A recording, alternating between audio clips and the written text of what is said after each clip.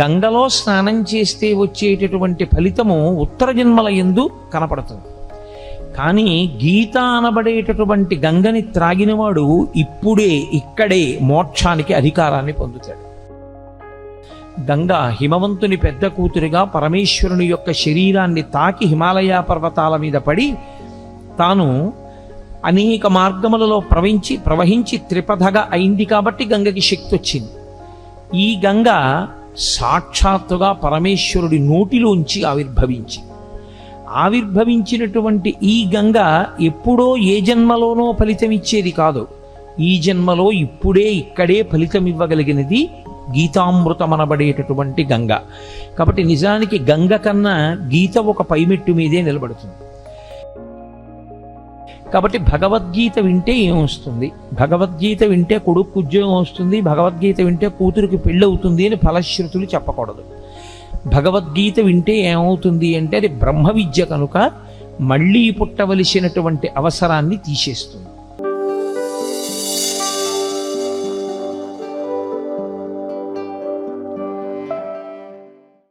భగవద్గీత ఎందే ఉన్నది. సాక్షాత్తు ఈశ్వరుడైనటువంటి కృష్ణుడే జగద్గురువుగా నిలబడి వసుదేవసుతం దేవం కంసచాణూరమర్దనం దేవకీ పరమానందం కృష్ణం వందే జగద్గురుం. జగద్గురువు అయినటువంటి కృష్ణుడు, జగద్గురువైనటువంటి కృష్ణుడు అంటే ఆయన జగత్తును ఉద్దేశించి చెప్పలేదుగా భగవద్గీత. మరి జగద్గురువు అని ఎందుకు కీర్తింపబడ్డాడు అంటే ఒక దేశము ఒక కాలమునకు కట్టుబడేది కాకుండా ఆయన చేసినటువంటి బోధ ఏదైతే ఉందో అది యుగములు దాటిపోయినా సరే తరించాలనుకునే వాళ్ళందరూ ఎక్కవలసినటువంటి సోపానములన్నింటినీ కృష్ణ పరమాత్మ గురువుగా కూర్చుని ఆ రోజు చేసినటువంటి బోధ అర్జునుణ్ణి మిషగా పెట్టుకుని చెప్పినప్పటికీ అది జగత్తులో ఉన్న ఎవ్వరికి ఏ ప్రాంతంలో ఉన్నవారైనా ఏ కాలమునందున్నవారైనా అన్వయించుకుని దాన్ని ఆదర్శంగా ఆచరణాత్మకంగా స్వీకరించిన వారందరూ భగవద్గీత వలన మోక్షప్రాప్తిని పొందగలరు కనుక ఆయన జగద్గురువుగా నిలబడ్డారు. తరువాతి కాలంలో వచ్చిన జగద్గురు శబ్దానికి అర్థం కూడా అది. అందుకని కృష్ణం వందే జగద్గురుం అటువంటి మహానుభావుడు ఆ భగవద్గీతని బోధ చేసి ఉన్నారు.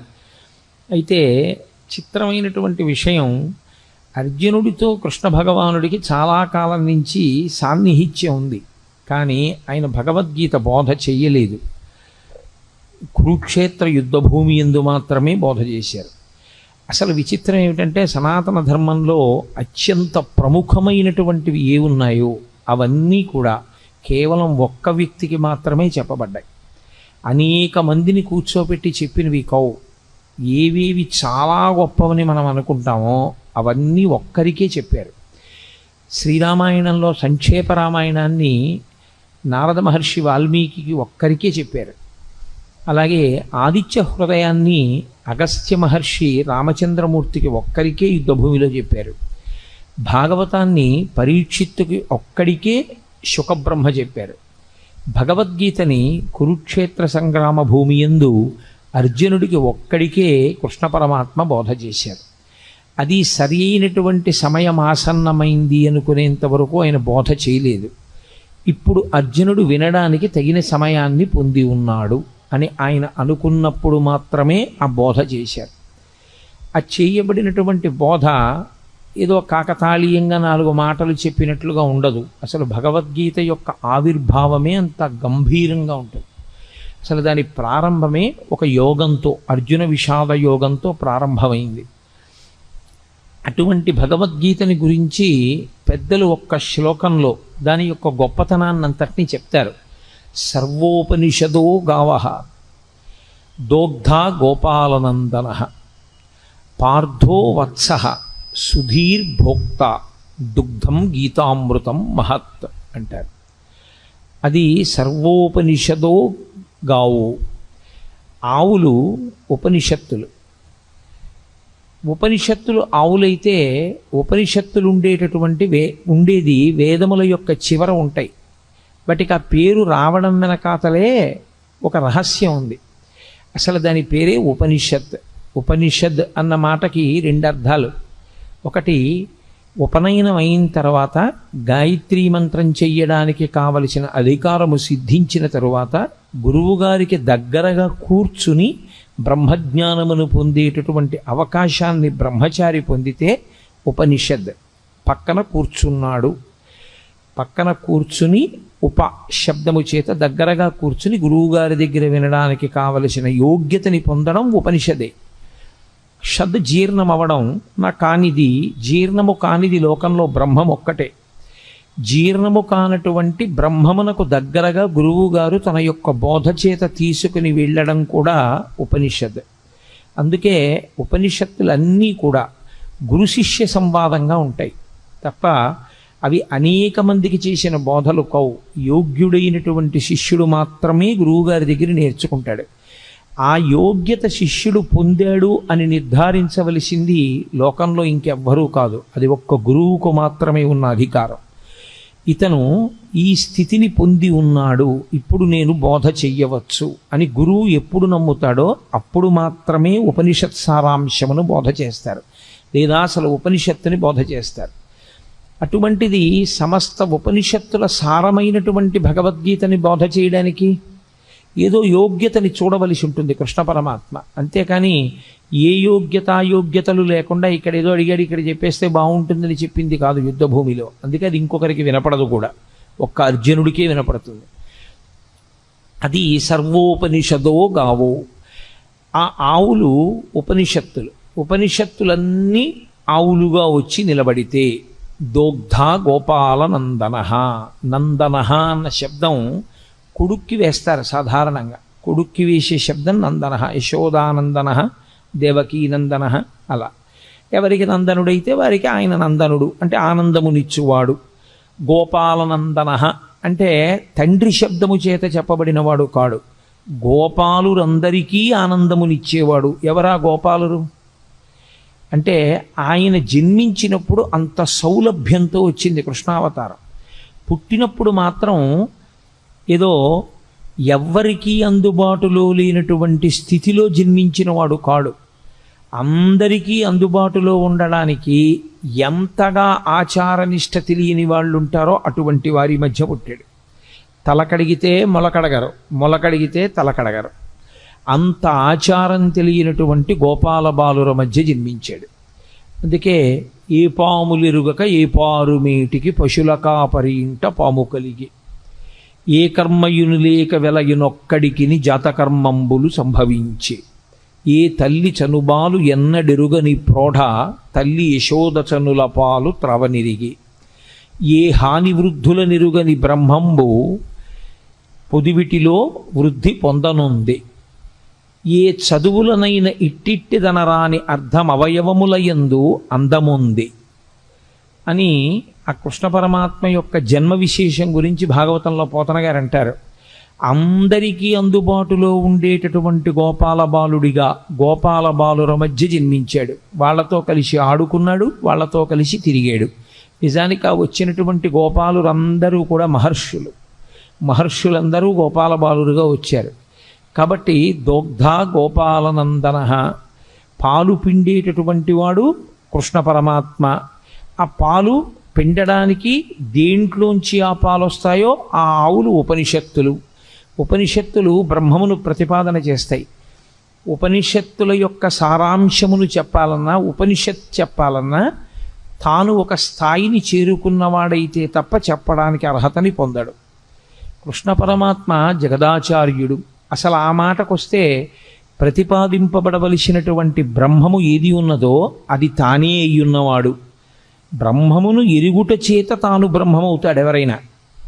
బ్రహ్మవిద్ బ్రహ్మైవ భవతి అని. కానీ ఆయన బ్రహ్మవిద్ బ్రహ్మైవ భవతి కాడు, ఆయన స్వయముగా బ్రహ్మము, పరమేశ్వరుడు. అటువంటి కృష్ణుడే ఆచార్యుడయ్యాడు. గురువుకి బ్రహ్మమునకు తేడా చెప్పడం సనాతన ధర్మంలో ఉండదు. గురుర్బ్రహ్మ గురుర్విష్ణు గురుర్దేవో మహేశ్వర గురు సాక్షాత్ పరబ్రహ్మ తస్మై శ్రీ గురవై నమః. అటువంటి గురువయ్యాడు. కాబట్టి సర్వోపనిషదో గావో దోగ్ధ గోపాలనందన. ఏ శిష్యుడి యొక్క స్థాయిని బట్టి ఎలా మాట్లాడాలో ఎలా చెప్పాలో బాగా తెలుసున్నటువంటి కృష్ణ పరమాత్మ గురువుగా, ఆ పాలు ఉపనిషత్తుల యొక్క పాలు పిండేవాడిగా, అంటే సమస్త ఉపనిషత్తుల యొక్క సారమైన భగవద్గీతని బోధ చేసేటటువంటి వాడిగా ఆయన నిలబడ్డాడు. పార్థో వత్సః, ఆవు పాలివ్వాలి అంటే ఓ దూడ ఒకటి ఉండాలి తప్పకుండా. ఇప్పుడు ఆ దూడ ఏం చేయవలసి ఉంటుంది? ఆవు పాలు విడిచిపెట్టడానికి. ఆవు పాలు తయారు చేసేటప్పుడు ఉండేటటువంటి ప్రక్రియ చిత్రంగా ఉంటుంది. అది గబగబా తినేస్తుంది. ఈ నూతి గట్టు మీద, చెరువు గట్టు మీద, నది గట్టు మీద ఉండే పసరిక గబగబా తిని తాను ఒక్క చోట కూర్చుని ఎంత ఆనందంతోటో నెమరవేస్తుంది. కడుపులో ఉన్నదాన్ని మళ్ళీ నోట్లోకి తెచ్చుకొని నోట్లో ఉన్నదాన్ని బాగా నమిలి మళ్ళీ లోపలికి పంపి ఆ పనికిరాని పచ్చగడ్డిలోంచి పసిపిల్లలు కూడా తాగి బ్రతకడానికి వీలైనటువంటిది, పరమ వృద్ధులైనటువంటి వారు, రోగులు కూడా తాగి బ్రతకగలిగినటువంటి పాలని తయారు చేస్తుంది. ఇంత గొప్ప పాలు కదా, పంచామృతములలో మొదటిది కదా. ఈ పాలతో శివలింగానికి అభిషేకం చేస్తే అంత మహాత్యం ఉంది కదా. ఈ పాలనివ్వడానికి కారణం, ఏ కారణానికి పాలిస్తుంది? దూడ యొక్క ఆర్తిని చూసి పాలిచ్చేస్తుంది. ఆర్తితో ఉన్న దూడ, అమ్మా నీ వలన తప్ప నా జీవితం ఎలా ఉంది అని ఆర్తి పొందినటువంటి దూడ పరిగెత్తుకుంటూ వచ్చి దాని శిరములు నోట్లో పెట్టుకు చప్పరించి 2 గుద్దులు గుద్దగానే విడిచిపెట్టేస్తుంది పాలు. గురువుగారికి ఉండేటటువంటి లక్షణం ఏమిటంటే, శిష్యులు ఆర్తితో వచ్చి గురువుగారి 2 పాదములు పట్టుకుని, గురువుగారు మీరు తప్ప నాకెవరు దిక్కు అని అడగగానే చెప్పకుండా ఉండలేక లోపల దాచుకోకుండా చెప్పేస్తాడు గురువుగారు. కాబట్టి ఆవు పాలని విడిచిపెట్టడానికి దూడ ఎలా హేతు అవుతుందో, గురువు జ్ఞానబోధ చెయ్యడానికి ఆర్తి కలిగినటువంటి శిష్యుడు అలా కారణమవుతాడు. కాబట్టి పార్థో వత్సః. ఇప్పుడు పార్థుడు వత్సయై, ఆ పాలు రావడానికి కారణమయ్యాడు. ఆవు దూడ అన్ని పాలు తాగదు, అలా త్రాగడానికి అనుమతించరు కూడా. అది పాలు మిగులుస్తుంది. అలా మిగల్చబడినటువంటి పాలు లోకంలో ఎవరెవరు ఆ పాలు కావలసి ఉంటాయో ఆ పాలని ఆ రీతిలో వాడుకుంటారు. ఒకడు త్రాగి బతుకుతాడు, ఒకడు అభిషేకం చేసుకుని తరిస్తాడు, రకరకాలుగా వాడుకుంటారు. అలా సుధీర్భోక్త, ఎవరు ఈ పాలు త్రాగడానికి అర్హులు?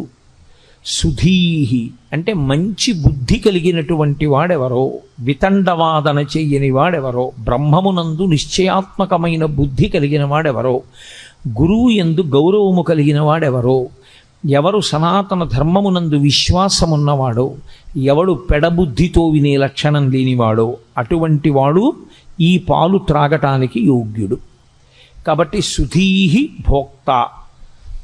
అటువంటి పాలని దుగ్ధం గీతామృతం మహత్, ఈ గీత అనబడేటటువంటి అమృతాన్ని త్రాగవచ్చు. పాల సముద్రాన్ని చిలికితే ఒక అమృతం వచ్చింది, పరమేశ్వరుడి నోటిలోంచి ఒక అమృతం వచ్చింది. వాగ్రూపమైనటువంటి అమృతమే గీత. అందుకే ఆ అమృతం తాగడానికి చాలా కష్టం. గరుత్మంతుడే తీసుకొచ్చి దర్భల మీద పెట్టినా నాగులు తాగలేకపోయాయి. కానీ గీతామృతం తాగడానికి సాధారణంగా అందరూ ఏ అవయవంతో తాగుతారో ఆ అవయవంతో త్రాగక్కర్లేదు, చెవులు దొప్పలు చేసుకుని వినగలిగితే చాలు.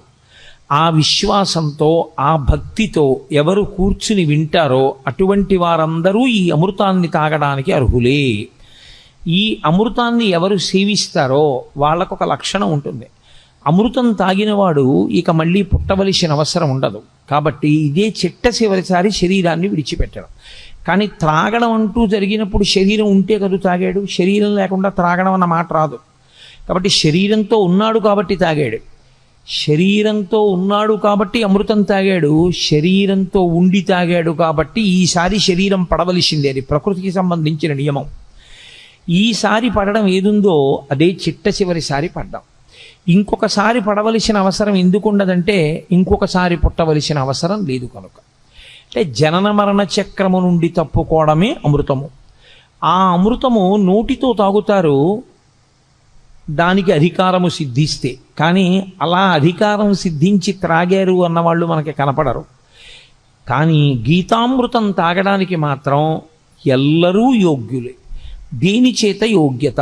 సుధీహి భోక్త, మంచి బుద్ధి కలిగిన వాడైతే, అటువంటి మంచి నిర్ణయం చేసుకున్నవాడైతే, మనసు మంచిదయ్యుంటే, భగవంతుడి గురించి మనం తెలుసుకోవాలనేటటువంటి చిత్తమాలిన్యము లేకుండా కూర్చోగలిగిన వాడైతే అటువంటి వాడు ఈ అమృతమును త్రాగటానికి అర్హుడు. కాబట్టి భగవద్గీత వింటే ఏమొస్తుంది? భగవద్గీత వింటే కొడుకు ఉద్యోగం వస్తుంది, భగవద్గీత వింటే కూతురికి పెళ్ళి అవుతుంది అని ఫలశ్రుతులు చెప్పకూడదు. భగవద్గీత వింటే ఏమవుతుంది అంటే అది బ్రహ్మ విద్య కనుక మళ్ళీ పుట్టవలసినటువంటి అవసరాన్ని తీసేస్తుంది. ఇంకా ఇంతకన్నా గొప్పది మనుష్యుడు కోరవలసినది వేరొకటి ఉండదు. కాబట్టి అంత గొప్ప శక్తిని ఈ గీతామృతము ఇవ్వగలదు. అందుకే పెద్దలు గీత గురించి చెప్తూ ఒక మాట చెప్తారు. గీతతో సమానమైనవి అంటూ ఉంటే లోకంలో ఇంకొక 3 మాత్రమే ఉన్నాయి. అందుకే గంగా, గీత, గాయత్రి, గోవింద ఈ 4 చతుర్గకార సంయుక్తే పునర్జన్మ న విద్యతే. గీత, గంగాచ, గాయత్రి, గోవిందీతి హృది స్థితే. ఎవరు ఈ 4ంటిని గుండెల యందు బాగా ఊంచుకుని నిలబెట్టుకుంటారో, మొదటిది గంగ. గంగని ఇక్కడ పెట్టుకోవడానికి ఏమి ఉండదు. గంగ యందు స్నానం చేయాలి. గంగ యందు స్నానం చేస్తే ఏమవుతుంది? గంగ యందు స్నానం చేస్తే పాపములు నశించిపోతాయి. పాపములు నశించిపోతే మళ్ళీ చేయడా? గంగలోంచి బయటకు వచ్చాక చెయ్యడని నమ్మకం ఏం లేదు. కానీ గంగలో స్నానం చేస్తే వచ్చేటటువంటి ఫలితము ఉత్తర జన్మల యందు కనపడుతుంది. కానీ గీత అనబడేటటువంటి గంగని త్రాగినవాడు ఇప్పుడే ఇక్కడే మోక్షానికి అధికారాన్ని పొందుతాడు. 2, అది పరమేశ్వరుని యొక్క శిరస్సుకి తగిలి కింద పడడం వల్ల అంత శక్తిని పొందింది. భవాంగపతితంతోయం పవిత్రమితి పస్పృశు అంటారు వాల్మీకి మహర్షి రామాయణంలో. గంగ హిమవంతుని పెద్ద కూతురిగా పరమేశ్వరుని యొక్క శరీరాన్ని తాకి హిమాలయ పర్వతాల మీద పడి తాను అనేక మార్గములలో ప్రవహించి త్రిపథగా అయింది. కాబట్టి గంగకి శక్తి వచ్చింది. ఈ గంగ సాక్షాత్తుగా పరమేశ్వరుడి నోటిలోంచి ఆవిర్భవించినటువంటి ఈ గంగ ఎప్పుడో ఏ జన్మలోనో ఫలితమిచ్చేది కాదు. ఈ జన్మలో ఇప్పుడే ఇక్కడే ఫలితం ఇవ్వగలిగినది గీతామృతమనబడేటటువంటి గంగ. కాబట్టి నిజానికి గంగ కన్నా గీత ఒక పైమెట్టు మీదే నిలబడుతుంది. గీత, గంగాచ, గాయత్రి. గాయత్రి ఉపనయనము చేసుకోవడానికి అధికారమున్న వాళ్ళందరూ గాయత్రి మహామంత్రాన్ని చేస్తారు. గాయత్రి మహామంత్రం అంత గొప్ప మంత్రం ఇక లోకంలో లేదు. అది మంత్రములకన్నిటికీ తల్లి అని పేరు దానికి. అందులో అడిగేది ఒకటే, ప్రచోదయాత్, మా బుద్ధులు ప్రేరేపింపబడుగాక ప్రేరేపింపబడుగాక ప్రేరేపింపబడుగాక అని అడుగుతూ ఉంటారు త్రిసంధ్యల యందు.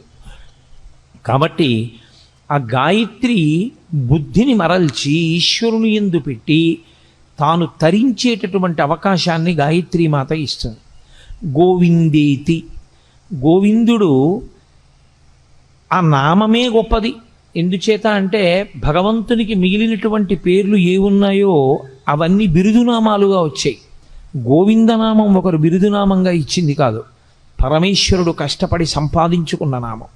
7 రాత్రులు 7 పగళ్ళు గోవర్ధనోద్ధరణాన్ని చేసి చిటికెన వీల మీద పర్వతాన్ని ఎత్తి పట్టుకుని అందరినీ కాపాడితే, ఆయన్ని నమ్మకుండా వెళ్ళిపోయిన వాళ్ళని కూడా ఆయన పిలిచి మరీ కాపాడాడు గోవిందనామంతో. అది గోవిందనామానికి ఉన్న గొప్పతనం. అంత సౌలభ్యంలో ఉన్న అవతారం. అందుకే గోవింద అంటే ఈశ్వరుడు ఉలిక్కి పడతాట. కారణం ఏమిటంటే నేను ఆ నామాన్ని సంపాదించుకున్నది నేనే కష్టపడి 7 రాత్రులు 7 పవళ్ళు పర్వతాన్ని ఎత్తి పట్టుకుని నన్ను నమ్మకుండా పక్కకి వెళ్ళిపోయినటువంటి వాళ్ళని కూడా పిలిచి, బాలుండీతడు కొండదొడ్డది మహాభారంబు సైరింపగా దాలండో ఎనిదీని కింద నిలువంచింతింపగా బోలది శైలాంబోనిధి జంతు సంయుత ధరాచక్రంబుపై పడ్డ నాకేలల్లాడదు బంధులార నిలుడి క్రిందం ప్రమోదంబునన్ అంటాడు. మీరు బెంగపెట్టుకోకండి, ఈ కొండ కింద పడదు. సమస్త బ్రహ్మాండం వచ్చి కొండ మీద పడిపోయినా కొండ కింద పడకుండా పట్టుకుంటాను. కాబట్టి రండి రండి అని నమ్మకం లేని వాళ్ళని కూడా పిలిచి కొండ కింద నిలబెట్టి 7 రాత్రులు 7 పగళ్ళు మనుష్యులను ఆవులను దూడలను కాసినటువంటి కారణం చేత, కాపాడిన కారణం చేత పరమేశ్వరుడు సంపాదించుకున్నటువంటి నామము గోవిందనామము కాదు. గోవింద అంటే భూమిని కాపాడేవాడు, గోవింద అంటే వాక్కులకు అధిపతి అయినవాడు, గోవింద అంటే వాక్కును విస్తరించగలిగినటువంటి వాడు. వింద అన్న శబ్దానికి అర్థం తంతువుగా సాగడం.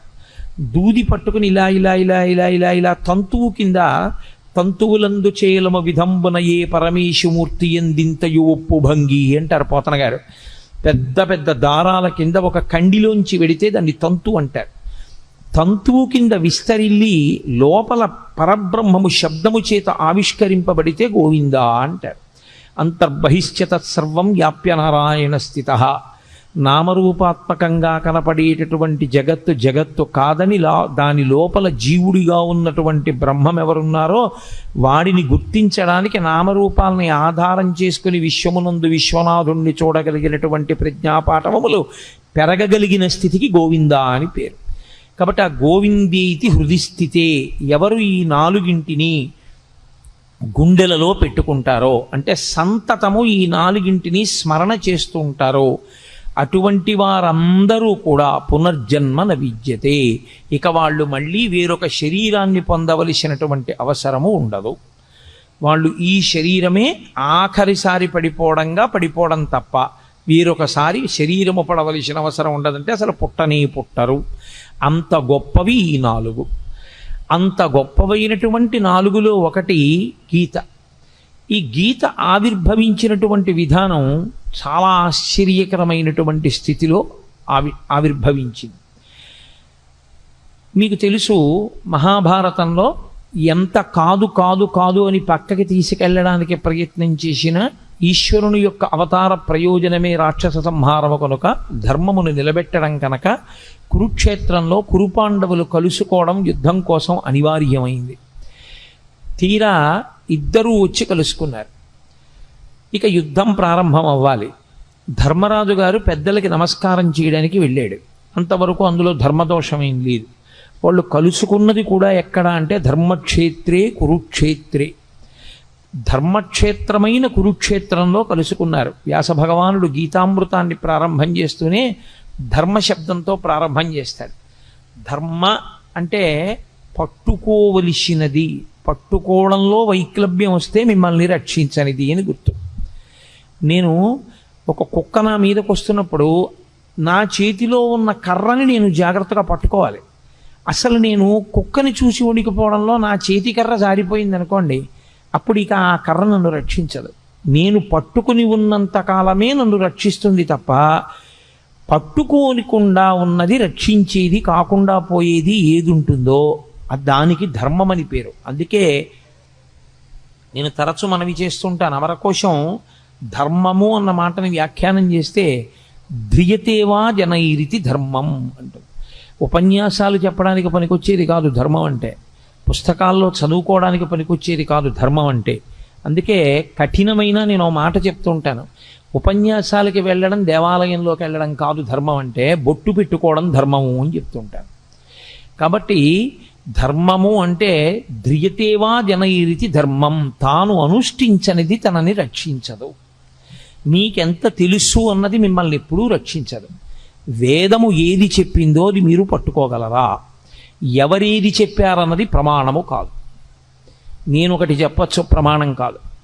ఎంతటి మహాత్ముడైనా కావచ్చు, ఆయన చేసింది ప్రమాణం కాదు, ఆయన చెప్పింది ప్రమాణం కాదు. ఎక్కడి వరకు ప్రమాణం? వేదము చెప్పిన దానితో అంగీకరించి మాట్లాడితే అంతవరకే ప్రమాణం. వేదము చెప్పిన దాన్ని వ్యతిరేకించి మాట్లాడితే ఎక్కడ వరకు వేదాన్ని అంగీకరించి మాట్లాడాడో అక్కడ వరకు ప్రమాణవాక్కు మాట్లాడాడని, వేద వ్యతిరేకమైన మాట్లాడినదంతా కూడా దుస్తర్కం చేశాడని అంటారు. దుస్తర్కాస్తు విరమ్యతాం అంటారు శంకరాచార్యుల వారు. దుస్తర్కము చెయ్యవద్దు. వేదో నిత్యమధీయతాం తదుదితం కర్మస్వనుష్ఠీయతాం. వేదం ఎలా చెప్పిందో అలాగే చెయ్యాలి. వేదము దేనిని ప్రమాణంగా మాట్లాడిందో దాన్ని ప్రమాణంగా మాట్లాడాలి. అంతేకాని ఇప్పుడు ఎక్కడ కుదురుతుందండి అని మాట్లాడడానికి వీల్లేదు. వేదము ఏది చెప్పిందో దాన్ని అందుకోవడమే నీ ప్రయోజనం. అలా అందుకోలేకపోతే అది వ్యక్తిగా నీ బలహీనత ఏమో, కానీ వేదం చెప్పినది ఎలా కుదురుతుందండి అన్న మాట మాట్లాడడానికి మాత్రం నీకు అధికారం లేదు. నేను నిత్యాగ్నిహోత్రం చెయ్యకపోతే నేను చెయ్యలేకపోవడం నా తప్పని చెప్పాలి. అంతేగాని నిత్యాగ్నిహోత్రం ఎక్కడ కుదురుతుందండి అన్న మాట నేను వాడడాన్ని మాత్రం శాస్త్రం అంగీకరించదు. నీ తప్పు నువ్వు అంగీకరించాలి. అంతేగాని వేద ప్రమాణము యొక్క సాధ్యాసాధ్యములను విచారణ చేసే అధికారము నీకు లేదు. ధర్మం అంటే ఒక్కటే లోకంలో. ధర్మమనగా ఎవరు చెప్పినది ధర్మము కాదు, వేదం ఏది చెప్పిందో అదొక్కటే ధర్మము. వ్యాస హృదయమంతా వ్యాసోచ్ఛిష్టం జగత్ సర్వం. వ్యాసుడి యొక్క ఎంగిలి ఈ లోకంలో వచ్చిన వాంగ్మయం అంతా. వ్యాసుని యొక్క హృదయమంతా ధర్మమే. ధర్మం ధర్మం ధర్మం. దానికోసమే ఆయన 18 పురాణములను ఇచ్చాడు, 4 వేదములను విభాగం చేశాడు, బ్రహ్మసూత్రములను ఇచ్చాడు. ఇన్ని ఇవ్వడానికి కారణం ధర్మాన్ని పట్టుకోండి. ధర్మం ఒక్కటే మిమ్మల్ని రక్షిస్తుంది. ధర్మం ఒక్కటే మళ్ళీ పునర్జన్మ లేకుండా కూడా చెయ్యగలదు. ఎవడు ధర్మాన్ని పట్టుకోబోయి ధర్మం పట్టుకున్నాననుకుని అధర్మాన్ని పట్టుకుంటున్నాడో వాడికి ధర్మము యొక్క ఫలితము పొందలేడు. అది కుదిరేటటువంటి విషయం కాదు. పైకి తాను ధర్మం పట్టుకున్నానని అనుకుంటున్నాడు, కానీ తాను పట్టుకున్నది ధర్మము కాదు. స్వధర్మో నిధనం శ్రేయ పరధర్మో భయావహ. తనకి కాని ధర్మం పట్టుకున్నవాడు తాను తరించలేడు. కాబట్టి ధర్మమే ప్రాతిపదిక. అందుకే ప్రారంభమే మంగళవాచకంగా దీన్ని తీసుకున్నారు వ్యాసుల వారంటే ధర్మశబ్దాన్ని తీసుకున్నారు. ధర్మక్షేత్రే కురుక్షేత్రే. కురుక్షేత్రమైనటువంటి ధర్మక్షేత్రంలో ఆ కురుపాండవులు ఇద్దరూ కూడా కలుసుకున్నారు. ఇక యుద్ధం ప్రారంభం అవ్వాలి. ఎవరి ధర్మం వారిది. లోకంలో ధర్మరాజు గారు ఎదురుగుండా కనపడినటువంటి పెద్దవాడు, వంశకర్త, మహానుభావుడు భీష్ముడు. భీష్మ ద్రోణాది మహాపురుషులకు నమస్కారం చేయడం కోసమని ధర్మరాజు గారు వెళ్ళారు. అర్జునుడు ఇరుపక్షముల మధ్యలో నిలబెట్టబడినటువంటి రథంలో నిలబడి ఉన్నాడు. కృష్ణ భగవానుడు అన్నాడు, అర్జున చూడొక్కసారి ఇరుపక్షములలో మొహరించిన సైన్యాన్ని చూడు. ఎందుచేత అర్జునుడే ప్రధానంగా రాక్షస సంహారము అంటే రాక్షసులే కురువీరుల వైపు ఉన్నారు, లేదా కురువీరులుగా ఉన్నారు. ఇప్పుడు వాళ్ళని సంహరించాలి. అందుకే అతనికి అంత శస్త్రాస్త్ర సంపదనంతటిని ఇప్పించాడు కృష్ణ పరమాత్మ. చూడవయా, ఒక్కసారి వాళ్ళతో యుద్ధం చేయాలి నువ్వు. అడుగో భీష్ముడు, అడుగో ద్రోణుడు, అడుగో కృపుడు, అడుగో శల్యుడు, అడుగో అశ్వత్థామ, అడుగో దుర్యోధనుడు, వరుసగా అందరినీ చూపించాడు. నిలబడినవాడు నిలబడినట్టు వెంటనే అర్జునుడు ఒక మాట అన్నాడు. అందుకనది అర్జున విషాద యోగమైంది. నకాంక్షే విజయం కృష్ణ నచ రాజ్యం సుఖానిచ కిన్నో రాజ్యేన గోవింద కిం భోగైర్జీవితేనవా. ఈ శ్లోకాలు అర్థం చేసుకోవడంలో వచ్చినటువంటి వైక్లభ్యంతో అక్కర్లేని వ్యాఖ్యానాలు చేస్తున్న వాళ్ళు ఉన్నారు లోకంలో. ఆయనకి కూడని ధర్మాన్ని ఆయన మాట్లాడాడు. ఆయన అన్నాడు, నకాంక్షే విజయం కృష్ణ. ఏమొస్తుంది ఇప్పుడు వీళ్ళందరినీ చంపేస్తే? విజయం వస్తుంది. విజయం వస్తే ఏమొస్తుంది? రాజ్యం వస్తుంది. రాజ్యం వస్తే ఏమొస్తుంది? ధర్మరాజు గారు సింహాసనం మీద కూర్చుని పరిపాలన చేస్తాడు.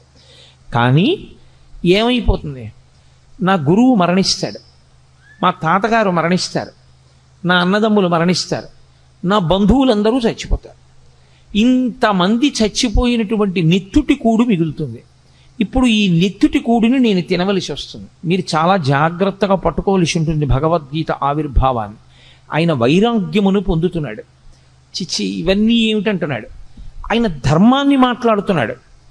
వీళ్ళందరినీ చంపడం ఎందుకని? కానీ ఆ ధర్మంలో వైక్లభ్యం ఉంది, అది దిద్దాలి ఇప్పుడు కృష్ణ పరమాత్మ. వీళ్ళందరినీ చంపడం ఏమిటి? వీళ్ళందరినీ చంపేస్తే ఏమొస్తుంది? నాకేం మిగలదు. అందరినీ చంపేసిన వాడు అర్జునుడు అన్న పేరు వస్తుంది.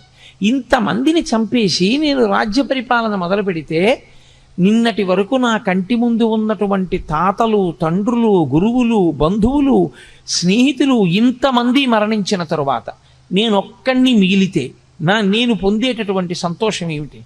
కాబట్టి నాకొద్దు ఈ ఈ యుద్ధము వద్దు, ఈ విజయము వద్దు, ఈ రాజ్యము వద్దు. ఇప్పుడు ఆయన ఎంత భయవిహ్వలుడైపోయాడంటే అంతటి మహావీరుడైనటువంటి అర్జునుడి చేతులు వణికిపోయాయి. వణికిపోవడంలో ఆయన చేతిలో ఉన్నటువంటి గాంధీవం జారి కింద పడిపోయాడు. కింద పడిపోతే తాను ఎలా నిలబడ్డాడో అలా నిలబడ్డవాడు నిలబడ్డట్టే నీరసం ఆవహించేసి చతికిల పడిపోయాడు. నీరసం ఆవహించి చతికిల పడిపోయాడు అంటే ఆయన శరీరంలో ఇప్పుడు ఏదో ఆరోగ్యపరమైన సమస్య తలెత్తలేదు. ఆయనకి శరీరంలో ఎంత ఆరోగ్యం ఉండాలో అంత ఆరోగ్యం ఉంది, ఎంత బలం ఉండాలో అంత బలము ఉంది.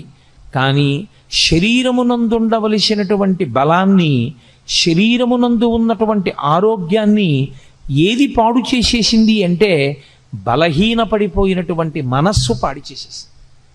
ఇది చాలా గొప్ప విషయం. మీరు ఎంత బలవంతులు అన్నది కాదు, మీ మనస్సు ఎంత జవంతో ఉన్నది అన్నది ప్రధానం. మనస్సుకి జవం లేనివాడు శరీరంతో ఎంత బలం ఉండనివ్వండి ఉపకారం చేయలేడు.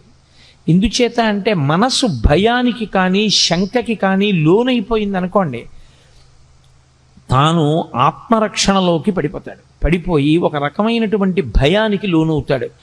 భయానికి మారుపేరే శాస్త్రంలో మృత్యువు. మృత్యు సమయమునందు ఎలా ఆలోచనలు పొసగవో భయవిహ్వలుడైనటువంటి వ్యక్తికి కూడా సరి అయిన ఆలోచన విధానం రాదు. కాబట్టి ఇప్పుడు అంత భయపడిపోయినటువంటి అర్జునుడు అన్నాడు, ఇప్పుడు దుర్యోధనుడు ఒక బాణం వేసో ఓ కత్తి పెట్టో నన్ను చంపేస్తే చచ్చిపోతాను. చచ్చిపోతే ఏమవుతుంది? నేను చనిపోతే చనిపోయాను, కానీ నా వారందరూ బ్రతుకుతారు. ఇది పైకి చూడ్డానికి చాలా ధర్మంలా కనపడుతుంది చూసుకోండి. నిజంగా పాపం అర్జునుడు ఎంత మంచివాడండి, ఎంత అహింస మాట్లాడాడు. యుద్ధం జరగకుండా ఎందుకు ఇవన్నీ హాయిగా నాకు ఏ రాజ్యం వద్దు ఏ విజయం వద్దు అన్నాడు. ఎంత మంచి మాట మాట్లాడాడండి అర్జునుడు, ఎంత చక్కటి వాడండి అని మనకు అనిపిస్తుంది. నిజంగా పాపం అర్జునుడు ఎంత మంచివాడండి, ఎంత అహింస మాట్లాడాడు. యుద్ధం జరగకుండా ఎందుకు ఇవన్నీ హాయిగా నాకు ఏ రాజ్యం వద్దు ఏ విజయం వద్దు అన్నాడు.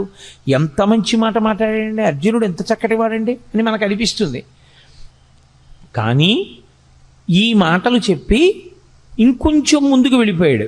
ఇంకొక ఆశ్చర్యకరమైన మాట అన్నాడు, నేను వీళ్ళందరినీ చంపేస్తే ఇక లోకంలో నా బంధువులన్న వాళ్ళు మగవాళ్ళు ఎవరు మిగలరు, అప్పుడు ఆడవాళ్ళు ఒక్కళ్ళే మిగులుతారు. అప్పుడు వీళ్ళందరూ నరకంలోనో స్వర్గంలోనో ఉన్నారనుకోండి, ఏడాదికోసారి తద్దినం పెట్టాలి కదా. తద్దినం పెట్టినప్పుడు నీళ్లు విడిచిపెట్టాలి. అప్పుడు వీళ్ళకి నీళ్లు విడిచిపెట్టడానికి ఉత్తరాధికారులు లేరి, నేను చంపేస్తున్నాను కదా, కొడుకులతో సహా చంపేస్తున్నాను. చంపేస్తే ఇంకా తద్దినం పెట్టడానికి మనుష్యులు లేరు. లేకపోతే ఆ పితృదేవతలు ఎవరైతే ఉన్నారో పతంతి పితరో హ్యేషాం లుప్త పిండోదక క్రియా, వాళ్ళకి పిండ ఉదక క్రియలు ఉండవు. అంటే పిండం పెట్టేవాడు ఉండడు, నీళ్లు విడిచిపెట్టేవాడు ఉండడు. లుప్త పిండోదక క్రియా, ఈ రెండూ లేకపోవడం వల్ల పతంతి పితరో హ్యేషాం, పైలోకానికి వెళ్ళినటువంటి నా పితృదేవతలు మళ్ళీ కింద పడిపోతారు. పైగా ఎప్పుడైతే పురుషుల యొక్క రక్షణ లేదో వీళ్ళందరూ మరణిస్తే వీళ్ళ భార్యలందరినీ పరజాతుల వాళ్ళు వచ్చి భార్యలుగా స్వీకరిస్తారు. ఇప్పుడు వాళ్ళ వలన సంతానం వీళ్ళకి కలుగుతుంది. క్షేత్రములు మిగిలిపోయి బీజములు లేవు. కాబట్టి ఇప్పుడు కుల సంకరం ఏర్పడుతుంది, వర్ణ సంకరం ఏర్పడుతుంది, జాతులన్నీ కూడా కలగాపలగం అయిపోతాయి. ఇటువంటి ఆధార్మికమైనటువంటి వ్యవస్థ ఏర్పడడానికి నేను యుద్ధం చేయడం అవుతుంది. కాబట్టి కృష్ణ నేను యుద్ధం చెయ్య. మీకు ఇది పైకి చూడడానికి ఎలా ఉంటుందంటే, అయ్య బాబోయ్ అర్జునుడు ఎంత శక్తివంతంగా మాట్లాడాడు, ఎంత గొప్పగా మాట్లాడాడు మహానుభావుడు, ఎంత చక్కటి మాటలు మాట్లాడాడు. నిజంగా అర్జునుడు చెప్పిన మాట కృష్ణుడు విని అర్జునుడిని వెంటనే రథం ఇచ్చి వెనక్కి పంపించేసి ఉంటే కురుక్షేత్ర సంగ్రామం జరగకపోతే అంత నెత్తురు వరదలై పారదుగా, అంతమంది చచ్చిపోరుగా, ప్రశాంతంగా ఉంటుందిగా. మరి ఎందుకు కృష్ణ పరమాత్మ అంతగా పట్టుపట్టి మరీ కురుక్షేత్ర యుద్ధం చేయించినట్టు, ఎందుకు అంత బోధ చేసినట్లు, ఆయన ఎందుకు మాట్లాడినట్లు? అర్జునుడు మాట్లాడిన దాంట్లో వచ్చిన నష్టం ఏమిటి ఆయన మాట్లాడిన తప్పు అని మనకు అనిపిస్తుంది. అర్జునునికి కలిగినటువంటి విషాదము యోగమైంది భగవద్గీతలో. అందుకే అర్జున విషాద యోగము అని పిలిచారు. యోగ అంటే భగవద్గీతలో కృష్ణ భగవానుడే చెప్పాడు, యోగ కర్మసు కౌశలం. కర్మసు కౌశలం అంటే చేయవలసినటువంటి పనిని కౌశలముతో అంటే శాస్త్రవిహితముగా, ప్రతిఫలాపేక్షారహితముగా, కర్తవ్యతా బుద్ధితో చేసినటువంటి వాడెవడో వాడు కౌశలముతో చేసినవాడు. తాను చెయ్యవలసినది ఒకటి ఉంటుంది లోకంలో, శాస్త్రము చేత విధింపబడినది. శాస్త్రము ఏది చెయ్యాలని విధించిందో అది చెయ్యడమే తన యొక్క కర్తవ్యము. అలా కాకుండా నెత్తికొత్తికున్నది ఏది ఉందో అది బాధ్యత. బాధ్యత కుంగ తీసేస్తుంది మనిషిని, కర్తవ్యం మెట్లెక్కిస్తుంది. కాబట్టి తాను చెయ్యవలసింది తాను చెయ్యాలి.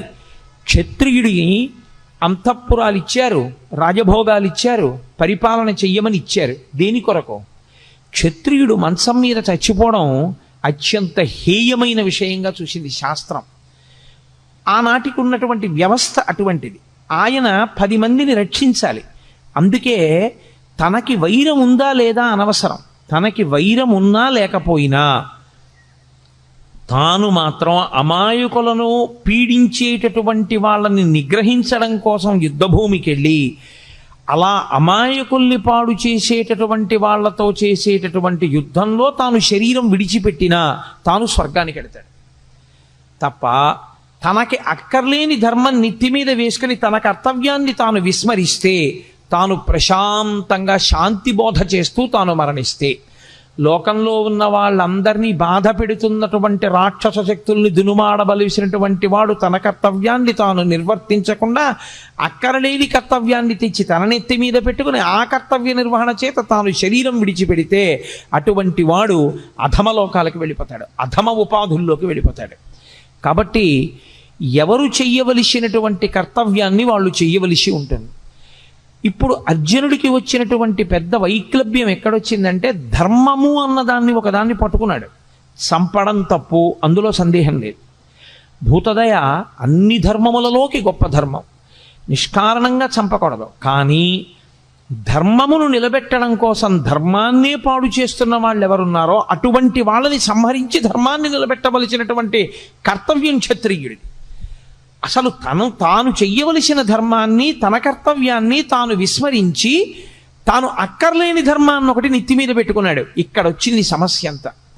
అక్కర్లేని వైరాగ్యాన్ని నెత్తి మీద పెట్టుకుని అక్కర్లేని విషయాన్ని తాను అన్వయం చేసుకుని తాను చెయ్యవలసిన అవసరం లేని పని తాను చేస్తానని, తాను చెయ్యవలసిన పనిని తాను చెయ్యనని భీష్మించుకోవడం చేత తాను పాడవడమే కాకుండా ఇప్పుడు లోకంలో అధర్మం నిలబడకుండా చెయ్యవలసిన వాడు అలా చెయ్యకపోతే అధర్మము విచ్చలవిడిగా పెరిగిపోతుంది. కనుక తద్దోషము అర్జునుడికి రాకుండా మళ్ళీ ధర్మాన్ని నిలబెట్టడానికి ధర్మం విషయంలో అతను ఎక్కడ పొరపాటు పడుతున్నాడో ఆ పొరపాటుని దిద్దవలసి ఉంటుంది. అది అడ్డుపెట్టి మాట్లాడుతున్నది అర్జునుణ్ణి. కానీ అసలు మన ధర్మం ఏమిటి, మనం ఏం చెయ్యాలి, మనం ఎందుకు పాడవుతుంటాం, మనకి మళ్ళీ మళ్ళీ ఎందుకు పునర్జన్మ కలుగుతూ ఉంటుంది, ఈ రహస్యాలన్నీ తెలుసుకోవాలనుకుంటున్నటువంటి వాడికి కృష్ణుడు చేసినటువంటి భగవద్గీత బోధని వినడం తప్ప, దాన్ని ఆచరణలోకి తెచ్చుకోవడం తప్ప తప్పించుకోవడానికి పునర్జన్మని వేరొక మార్గం మాత్రం ఉండదు. అందుకే ఆనాడు అర్జునుడికి చెప్పడం అన్నది మిష. కానీ మనం కూడా అందరము అటువంటి కురుక్షేత్రంలోనే నిలబడతాం. మనందరికీ కూడా ధర్మం విషయంలో మీమాంస, ధర్మం విషయంలో అనుమానం. ఏం చెయ్యాలో తెలియదు, ఏం చెయ్యకూడదో తెలియదు. చెయ్యకూడనివన్నీ తాను ఎత్తుకుంటాడు, అసలు తాను చెయ్యవలసింది తాను చెయ్యడు. ఎలా తరిస్తాడు? తాను తరించలేడు దానివల్ల. అందుకని నీవేది చెయ్యాలో తెలుసుకుని నువ్వు అది చెయ్యడంలో నువ్వు నైపుణ్యాన్ని సాధించాలంటే, అటువంటి కౌశలమును నువ్వు పొందాలంటే, ఆ కౌశలము చేత నువ్వు యోగమును పొందాలంటే అనేన యుజ్యతే ఇది యోగ అంటాడు పతంజలి. అనేకముగా ఉన్నవి ఒక్కటిగా మారి ఆ ఒక్కటిగా నువ్వు నిలబడి ఒకటి యందు ప్రవేశించి ఒకటిగా అనుభవాన్ని పొంది రెండవది లేదు కనుక భయాన్ని పొందకుండా శరీరాన్ని విడిచిపెట్టగలిగినటువంటి సాక్షి మాత్రపు శక్తిని నువ్వు పెంపొందించుకొనగలిగితే దానికి యోగమని పేరు. ఇప్పుడు అర్జునుడు పొందినటువంటి కష్టం ఏదుందో దానికి జవాబు చెప్పాలి. చిత్రం ఏమిటంటే, 1వ అధ్యాయం మొత్తం మీద అర్జున విషాద యోగంలో కృష్ణ భగవానుడు ఎక్కడా మాట్లాడలేదు. ఎందుచేత అంటే ఎవడికి ధర్మం విషయంలో అనుమానం ఉందో, ఎవడు పొరపాటు జీవితం గడుపుతున్నాడో, ఎవడు ఈ అయోమయంలో ఉన్నాడో వాణ్ణి ముందు తనకున్న అయోమయం అంతా మాట్లాడినివ్వాలి. కానీ ముందే నోరు నొక్కేశారనుకోండి, అసలు నన్ను చెప్పనిస్తే కదండి అంటాడు. అందుకని ముందు మాట్లాడనివ్వాలి. ఎంత మాట్లాడతాడో అంతా మాట్లాడనిచ్చి అప్పుడు తాను మాట్లాడాలి ఆచార్యుడు. అందుకే 2వ అధ్యాయం వచ్చేంత వరకు అసలు కృష్ణ భగవానుడు నోరు విప్పలేదు. మనం డాక్టర్ గారి దగ్గరికి వెడతాం. డాక్టర్ గారి దగ్గరికి వెడితే డాక్టర్ గారు మనకున్నటువంటి అనారోగ్యాన్ని అడుగుతాడు. మనకేం తెలుసు అంటే దేని మూలంగా రోగం వచ్చిందో మనకి తెలియదు. వచ్చిన రోగం వల్ల మనం పడుతున్న బాధ ఒకటే మనకి తెలుసు. మనమేం చెప్పగలం? మన బాధ ఒకటే చెప్పగలం డాక్టర్ గారికి. ఏమిటో డాక్టర్ గారు సాయంకాలం అయ్యేటప్పటికి జ్వరం వచ్చేస్తుందండి, పొద్దున్న తిన్నది జీర్ణం అవుతుంది, రాత్రి 7 గంటలు 6 దాటిందంటే ఇంకా ఒళ్ళు వేడెక్కుతుంది, ఏది తిన్నా జీర్ణం అవ్వదు సరికదా, వాంతి అయిపోతుందండి, రాత్రిపూటే ఉంటుంది. వీడు బాధ ఒకటే చెప్తూ ఉంటాడు. వింటూ డాక్టర్ గారు ఏం ఆలోచిస్తాడంటే వీడికి సాయంకాలం 6 అయ్యేటప్పటికి జ్వరాన్ని కల్పించగలిగినటువంటి సూక్ష్మాంగ జీవి ఏది ప్రవేశించి ఉంటుంది, దాని వలన వీడిలో ఏ రకమైనటువంటి జ్వరం ప్రకోపించి వీడికి జీర్ణం కాకుండా ఆహారం బయటికి వెళ్ళిపోతుంది. ఇప్పుడు మందు దేనికి వెయ్యాలంటే మూలానికి వెయ్యాలి. ఏ సూక్ష్మక్రిమి శరీరంలో ప్రవేశించడం చేత అతనికి సాయంకాలం జ్వరం వచ్చి తిన్న పదార్థం జీర్ణం కాకుండా వాంతవుతోందో ఆ సూక్ష్మక్రిమి మీద అతను ఔషధాన్ని ఇవ్వాలి. అంతేకాని వాంతి అయిపోకుండా ఏం చేయాలో లవంగమొగ్గ నవలాలో ఏలక్కాయ నవలాలో చెప్పడానికి అతని భార్య చాలు, పక్కింట్లో ఉన్న వాళ్ళే చాలు, డాక్టర్ గారు అక్కర్లేదు దానికి. డాక్టర్ గారు చెప్పవలసింది మూలాన్ని ఛేదించాలి. అర్జునుడు మాట్లాడితే అర్జునుడు మాట్లాడిన మాటల వెనక ఛేదింపబడవలసినటువంటి మూలాల్ని కృష్ణ పరమాత్మ పట్టుకున్నాడు. ఇది అందుకే భవద్భీషిణి అయింది. గీతకి భవద్భీషిణి అని పేరు ఉండడానికి కారణం అదే.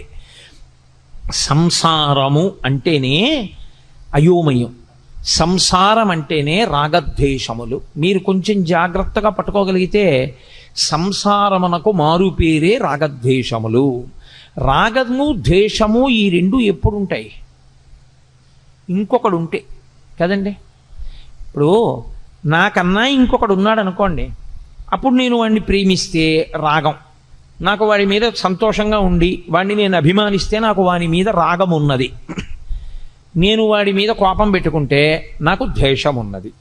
అసలు రెండవది లేదు ప్రపంచంలో, ఒక్కటే ఉన్నది. రాగమునకు కానీ ద్వేషమునకు కానీ ఏమైనా కారణం ఉందా? ఇంకో వస్తువు లేదు, ఉన్నదొక్కటే, పరబ్రహ్మం ఒక్కటే ఉంది. ఆ ఉన్న ఒక్క పరబ్రహ్మము ఎలా ఉన్నది? ఇన్నిగా కనపడుతున్నా కాదురా, ఇన్ని యథార్థమునకు ఉన్నదొక్కటే. అన్ని నగలుగా కనపడుతున్నా ఉన్నదొక్క బంగారమైనట్టు, అనేక కుండలుగా కనపడుతున్నా ఉన్నదొక్క మన్నైనట్టు, అనేక కడవలలో పోసిన ఉన్నది ఆ ఆవు పాలైనట్టు, అనేకమైన ఆవులున్నా అన్నిటి యొక్క పాలలో ఉన్న ధర్మము ఒక్కటైనట్టు, మనకి ఉన్నది ఒక్కటే పదార్థము అని తెలిసిందనుకోండి, ఇప్పుడు ప్రేమించడానికి లేదు, ద్వేషించడానికి లేదు. కాబట్టి ఇప్పుడు అర్జునుడికి రాగము పుట్టింది, ద్వేషము పుట్టింది. ద్వేషం ఎవరి మీద పుట్టిందంటే తన మీదే పుట్టింది. అయ్యో నేను వీళ్ళని చంపేస్తాను, వీళ్ళని చంపేస్తే ఇదిగో వీళ్ళందరూ పాడైపోతారు, వీళ్ళందరూ పాడైపోతారు, వాళ్ళ మీద ఒక పిచ్చి రాగం పట్టుకుంది, వాళ్ళ మీద ఒక పిచ్చి ప్రేమ, అర్థం లేని ప్రేమ పట్టుకుంది, కాబట్టి నేను వీళ్ళని చంపను. ఈ రాగద్వేషములనేటటువంటివి ఏర్పడడానికి కారణము రెండవ వస్తువు ఉండడం. ఇప్పుడు ఈ రెండవ వస్తువు ఉన్నది అనేటటువంటిది ఏదో, దానినే మోహము అని పిలుస్తారు శాస్త్రంలో. అజ్ఞానావస్థ, అవిద్య, దాని చేత వచ్చినటువంటి అయోమయావస్థ. ఈ అయోమయం పోవాలి అంటే గురుబోధ వినా మార్గం ఉండదు. కాబట్టి ఇప్పుడు కృష్ణుడు గురువుగా నిలబడి మాట్లాడాలి. అందుకు ఆయన మాట్లాడుతున్నాడు. ఇప్పుడు కృష్ణుడు మాట్లాడితే ఏమవుతుంది? అర్జునుడికి ఏ మోహము తనకున్నదని తనకి తెలియదో అది పోయిందని తెలుస్తుంది. తనకి ఉన్నప్పుడు ఇది ఉంది, అందుకు ఇలాంటి ఆలోచనలు వచ్చాయని తెలియదు. పోయి మళ్ళీ తనకి ధర్మం తెలిసిపోయాక తనకేం పోయిందో తెలుస్తుంది.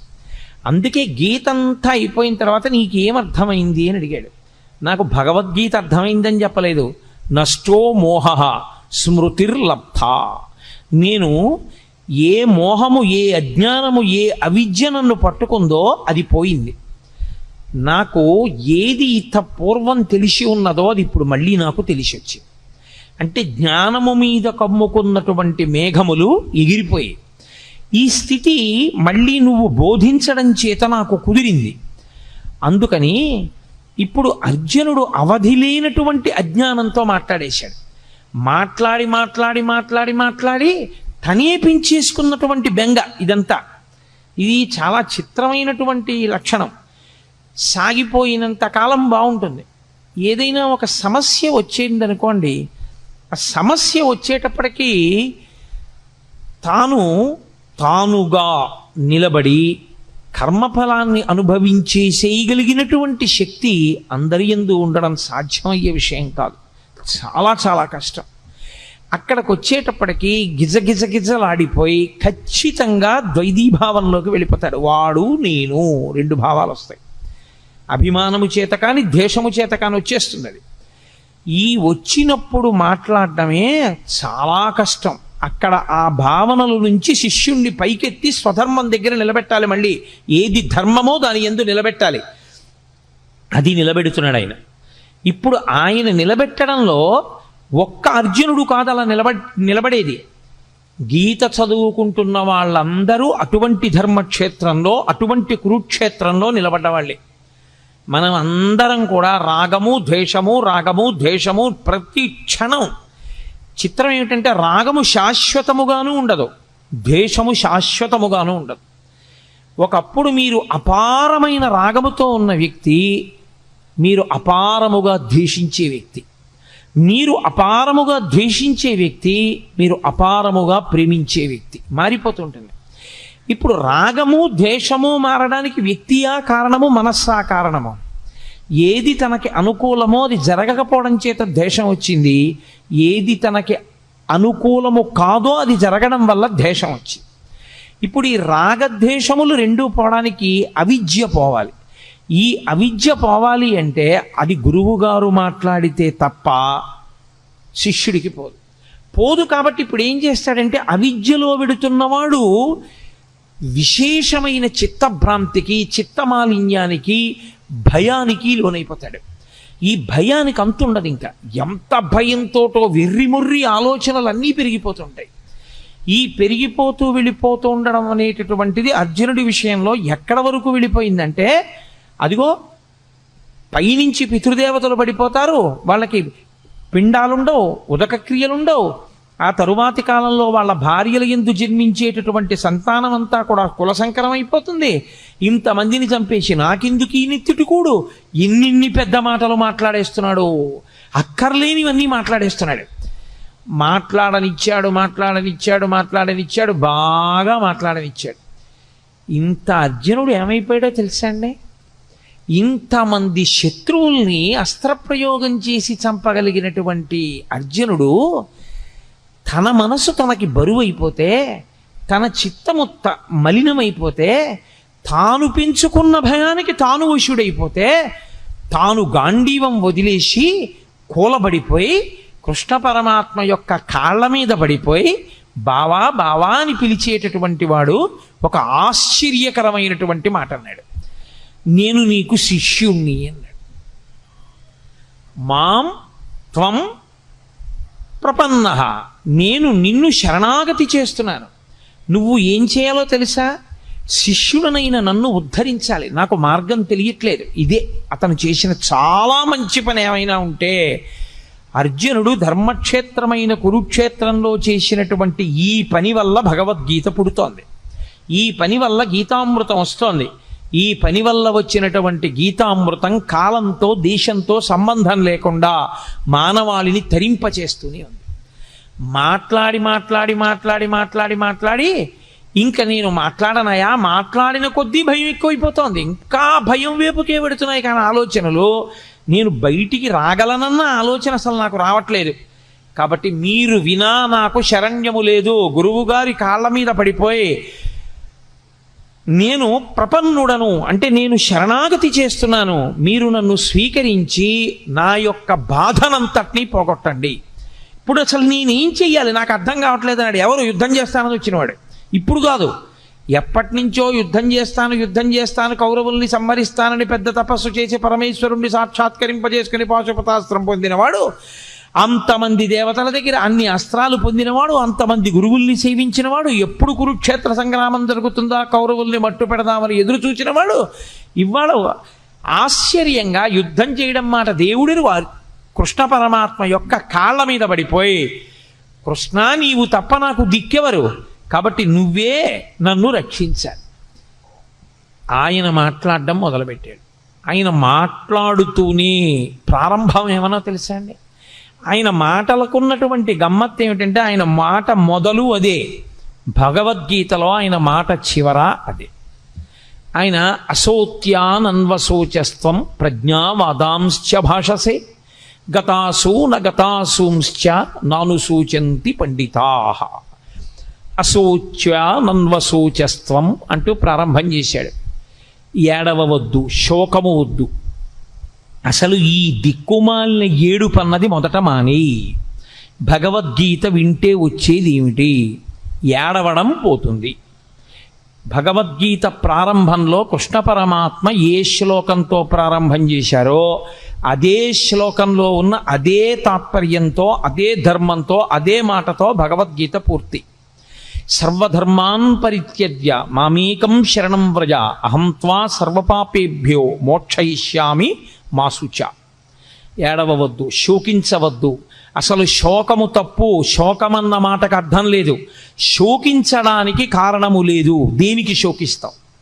దేనికి ఏడుస్తున్నావు నువ్వు? అసలు నువ్వు ఏడవడానికి కారణం ఏమిటి? పైగా ఏడిచేటప్పుడు ఎలా మాట్లాడుతున్నావు? అశోచ్యానంద్వశోచస్తం ప్రజ్ఞావాదాంశ్చ భాషసే. వాత పెట్టి మాట్లాడాడు. ఒక గురువు ఎలా మాట్లాడాలో అలా మాట్లాడాడు. ప్రజ్ఞావాదాంశ్చ భాషసే. 4 పుస్తకాలు జరిగితే మాట్లాడడం అనుకుంటున్నావా? లేకపోతే ఏదో నీ బుద్ధికి తోచింది మాట్లాడడం అనుకుంటున్నావా? ఏమిటి పెద్ద పెద్ద మాటలు మాట్లాడుతున్నావు? ధర్మం అంటున్నావు, యుద్ధం చేయనంటున్నావు, నేను చంపేస్తానంటున్నావు, నేను చంపేస్తే వీళ్ళు చచ్చిపోతారంటున్నావు, పతంతి పితరో హ్యేషాం లుప్త పిండోదక క్రియా అంటున్నావు, ఉత్తరగతుల గురించి మాట్లాడుతున్నావు, కుల సంకరం గురించి మాట్లాడుతున్నావు. ఏమిటివన్నీ? నువ్వు మాట్లాడగలిగిన మాటలు అనుకుంటున్నావా? నీకు తెలిసి మాట్లాడుతున్నాను అనుకుంటున్నావా? వీటికి ఏడవవలసిన వాడివి నువ్వు అనుకుంటున్నావా? అసలు ఏడవవలసిన అవసరం ఒకటి ఉందనుకుంటున్నావా లోకంలో? అశోచ్యానన్వశోచస్తం ప్రజ్ఞావాదాంశ్చ భాషసే గతాసూ నగతాసూంశ్చ నానుసూచంచి పండితాః. అసలు పండితుడైన వాడు ఏడవడు. తీర్పిస్తూ ప్రారంభం చేశాడు ఆయన. ఎవడు ఏడవడు? పండితుడు ఏడవడు. పండితుడు అంటే 4 పుస్తకాలు చదువుకున్నవాడు, 3 శ్లోకాలు బట్టి పట్టినవాడు కాడు. పండాహ అంటే ఆత్మజ్ఞానం ఉన్నవాడు. అందుకే పోతన గారికి సహజ పండితుడని పేరు. ఆయన మహానుభావుడు. అందుకే శ్రీకైవల్య పదంబు చేరుటకునై చింతించదన్ లోకరక్షయికారంభకు భక్తపాలన కళా సంరంభకున్ దానవోద్రేక స్తంభకు కేళిలోల విలస దృగ్జాల సంభూత నానా కంజాత భవాండ కుంభకు మహానందాంగనా ఢింబకున్నని చెప్పుకున్నాడు. శ్రీకైవల్య పదంబు చేరుటకునై పునరావృత్తిరహిత శాశ్వత శివ సాయుధ్య స్థితి కొరకు నేను భాగవతాన్ని ఆంధ్రీకరిస్తున్నానన్నాడు.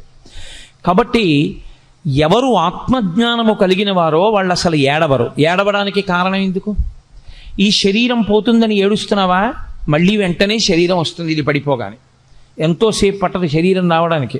రవీంద్రనాథ్ ఠాగూర్ చెప్పినట్టు తల్లి ఒక స్తనం దగ్గర పిల్లవాడికి పాలిస్తున్నది, ఈ స్తనం నుంచి ఈ స్తనం దగ్గరికి పిల్లవాడిని మార్చుకోవడం ఎంతసేపు పడుతుందో జీవుడు ఒక శరీరాన్ని విడిచిపెట్టి ఇంకొక శరీరాన్ని పొందడానికి అంతే సమయం పడుతుంది. అదేం పెద్ద విశేషం కాదు. ఈ శరీరం పోతే ఇంకో శరీరం వస్తుంది. నీ దృష్టిలో ఏమిటి చంపేయడం అంటే? వాళ్ళందరి శరీరాలు పోతాయి, వాళ్ళు కనపడరు. నీ బుర్ర ఈ శరీరం పోతే ఇంకో శరీరం వస్తుంది. ఏమిటి చచ్చిపోతుంది? కాబట్టి శరీరమునకు చావు లేదు. ఈ శరీరం పడిపోతుందేమో ఇంకో శరీరం వస్తోంది. శరీరం ఉన్నదంటే పంచభూతములే. పంచభూతములు లేని శరీరం ఇంకోటి లేదు.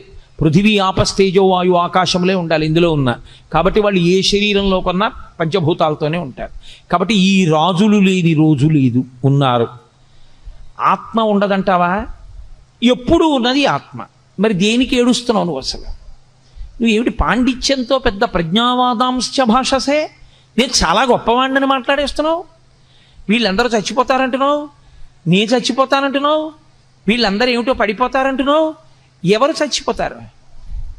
నేను మీతో మనవి చేశా, వైద్యుడు మూలానికి మందిచ్చినట్టు మూలానికి మందిస్తూ ప్రారంభం చేశాడు. అంత గంభీరంగా ఉంటుంది గురువు గారి కంఠం. అంటే గురువాణి అంటే సింహస్వప్నము. మిగిలిన పిట్టలు కుయ్యచ్చు, కాకులు కుయ్యచ్చు, పందులు అరవచ్చు, పిల్లులు అరవచ్చు అరణ్యంలో. ఏ జంతువు భయపడదు. సింహం బయటికి వచ్చి అరిచిన తరువాత అరవగలిగిన జంతువు ఉండదు, వెళ్ళిపోవలసిందే ఎక్కడికైనా, తప్ప ఇక నిలబడవు. ఆచార్యుడు వచ్చి మాట్లాడిన తర్వాత మాట్లాడగలిగిన సమర్థత ఉన్నవాడు ఇంకొకడు ఉండడు. ఆచార్యులకు ఆచార్యుడు జగద్గురు అయినటువంటి శ్రీకృష్ణ భగవానుడు వచ్చి మాట్లాడిన తర్వాత ఇక మాట్లాడడానికి ఏముండదు. అందుకే అంత గంభీరంగా ప్రారంభం చేశాడు. అసోత్యానన్వశోచస్త్వం ప్రజ్ఞావాదాంశ్చ భాషసే గతాసూ నగతాసూంశ్చ నను సూచంతి పండితాహ. ఏడవరయా పండితులైనటువంటి వాళ్ళు, ఏడవడానికి లేదసలు. అశోచ్యానన్వశోచస్త్వం, ఏడవడానికి కారణము లేదని తెలుసుకో. అంటే నేను మీతో మనవి చేశా, ఎక్కడికి వెళ్ళాడు? రాగము ద్వేషము ఈ రెండో పదార్థం ఉంటేనే. అసలు రెండవ పదార్థము లేదు, ఉన్నది ఒకటే పదార్థమైనప్పుడు ఆ పదార్థములకు రాగము లేదు, ద్వేషము లేదు. ఏడిపెందుకు నీకు? దేనికి ఏడుస్తున్నావు? ఏ కారణానికి ఏడుస్తున్నావు? ఉలిక్కి పడ్డాడు ఇంత అర్జునుడు. అక్కడి నుంచి వెళ్ళిందండి భగవద్గీత. ఎన్ని ధర్మములు, ఎన్ని విషయములు, ఎన్ని గుణములు, ఎన్నిటిని బోధ చేశాడో. అందుకనది యోగమైంది. అర్జున విషాదము యోగం ఎందుకైందంటే ఆ విషాదము ధర్మ సంబంధమైనది. తనకి అక్కరలేని ధర్మాన్ని పట్టుకున్నా, అయ్యో నేను వీళ్ళని చంపకూడదు అన్న ఒక మాటతో ప్రారంభం చేశాడు. కానీ అర్జునుడు చంపడం ఎంత ధర్మమో అలా చంపకపోతే ధర్మం ఎందుకు నిలబడదు? ధర్మము యొక్క స్వరూపం అంటే ఎలా ఉంటుందో అంత అద్భుతంగా మాట్లాడాడు కృష్ణ పరమాత్మ. అలా మాట్లాడితే వచ్చినటువంటి స్వరూపమే గీతాస్వరూపము. సరే, నేను చేసేది 7 రోజుల ప్రసంగాలే కాబట్టి విహంగ వీక్షణంగా గీత యొక్క వైభవాన్ని ఆవిష్కరించడానికి ఇవాళ ప్రారంభోపన్యాసంగా గీతావిర్భావం గురించి 4 మాటలు చెప్పాను. కురుక్షేత్రంలో యుద్ధభూమిలో నిలబడినటువంటి అర్జునుడు అటువంటి ధర్మమునందు వైక్లభ్యమును పొందాడు. తాను ఏ విహిత కార్యమును చేయవలసి ఉంటుందో, తన కర్తవ్యమేదో ఆ కర్తవ్యమును విస్మరించి దాని స్థానంలో ఆ సమయమునందు తనకి అక్కరలేనటువంటి భూతదయ అనేటటువంటి గుణాన్ని తీసుకుని అక్కరలేని విషాదానికి లోనైనటువంటి కారణం చేత అక్కడ మళ్ళీ ధర్మాన్ని పునర్వ్యవస్థీకరించి స్థాపించి అర్జునుడికి కలిగినటువంటి మోహబుద్ధిని పోగొట్టి ఆయనని కర్తవ్యమునందు సుముఖుణ్ణి చెయ్యడానికి మహానుభావుడైనటువంటి కృష్ణ పరమాత్మ జగదాచార్యుడిగా ప్రారంభం చేసినటువంటి ప్రసంగంతో నిన్నటి రోజున ఒక ప్రారంభోపన్యాసం చేసి ఉన్నాను. ఆయన అశోచ్యానన్వశోచస్త్వం ప్రజ్ఞావాదాంశ్చ భాషసే అంటూ మొదలుపెట్టాడు. శోకించడానికి కారణం లేదు, అసలు నీవు శోకించవద్దు. ఇది సనాతన ధర్మమునందు ఒక అత్యద్భుతమైనటువంటి ప్రతిపాదన. నీవు అమృతస్వరూపుడవు, ఆనందస్వరూపుడవు కాబట్టి అసలు నువ్వు విచారించడానికి కారణం లేదు, నువ్వు ఏడవడానికి కారణం లేదు. ఏడవడానికి కారణం లేకపోయినా ఏడవడానికి కారణాన్ని నువ్వు తెచ్చుకోవడానికి కారణం అవిద్య, అజ్ఞానము. రెండవ వస్తువు ఒకటి ఉన్నది అన్న భ్రాంతి చేత అది వెళ్ళిపోతుందేమోనని ఒక బాధ, దాని ఎందు ఉన్న రాగము చేత, దాని వందు ఉన్నటువంటి అభిమానము చేత అది వెళ్ళిపోతే తట్టుకోలేని పరిస్థితి. రెండవది ఒక్కొక్క వస్తువు ఎందున్నటువంటి ద్వేషము, ఆ ద్వేషము చేత అది ఉండిపోయిందనేటటువంటి బాధ. రెండూ బాధకి కారణములే. అతిగా ప్రేమించిన చోట ఆ వస్తువు ఉండదేమోనని బాధ, అతిగా ద్వేషించిన వస్తువు ఉండిపోయింది అని బాధ. రెండూ శోకమునకు కారణములే తప్ప రెండిటిలో ఏదీ కూడా అంతరాయము లేనటువంటి ఆనందమును ఇవ్వగలిగినటువంటి వస్తువులు కౌ. అందుకే అశోచ్యానన్వశోచస్త్వం ప్రజ్ఞావాదాంశ్చ భాషసే. శోకించవలసినటువంటి స్థితి, శోకించడానికి కారణము లేని చోట శోకమునకు కారణాన్ని వెతుక్కుని ఏడుస్తున్నావు నువ్వు. అంటూ ఆయన ఒక అత్యద్భుతమైన మాట అంటారు అర్జునుడితోటి. నేను ఒక వరుసక్రమంలో ఏమీ ఆ శ్లోకాలను స్పృశించడం లేదు. నేను 7 రోజుల ప్రసంగం కాబట్టి ఒక విహంగ వీక్షణంగా మాట్లాడుతున్నాను. క్షుద్రం హృదయ దౌర్బల్యం త్యక్తోత్తిష్ట పరంతప అంటారు.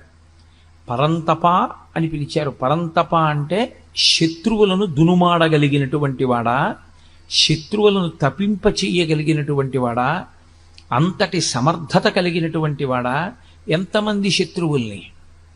అర్జునుడికి యుద్ధరంగంలో నిలబడేటటువంటి వాళ్ళు వ్యతిరేకంగా 3 లోకములే వచ్చి నిలబడిన, దేవతా సమూహములే వచ్చి నిలబడిన, దేవేంద్రుడే వచ్చి నిలబడిన ఆయన ముందు నిలబడలేరు.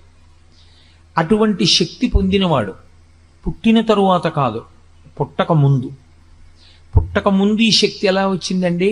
శరీరం ఉంటే కదా శక్తి. అసలు శరీరం రాకముందు ఈ శక్తి ఎలా వచ్చింది అని మీకు అనుమానం రావచ్చు.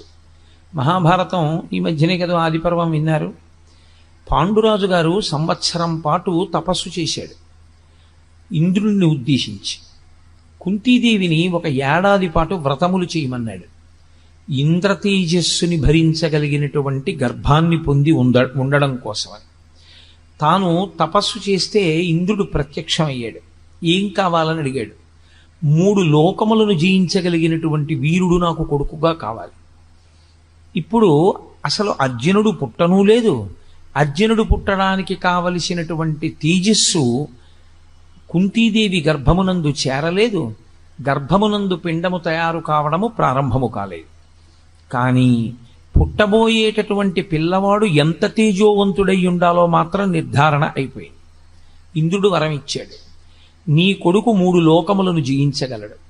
ఇక్కడ 3 లోకములను జయించగలడు అన్న మాటకు అర్థం రావణాసురుల్లాగా తన ప్రయోజనం కొరకు గెలిచేటటువంటి వాడు కాడు. అందుకే ఆ పరాక్రమం, ఆ శక్తి దుర్వినియోగం అయిపోయి సమాజమునకు కంటకము కాకూడదు. అందుకే ముందు ధర్మదేవతానుగ్రహంగా ధర్మరాజునికి అన్నాడు పాండురాజు. ధర్మదేవత వెనక నడిచేటటువంటి తేజస్సు, ధర్మమును అనుసరించవలసిన తేజస్సు. ధర్మరాజు గారు ఏం చేస్తున్నారో దాన్ని అనువర్తించవలసినటువంటి పరాక్రమం.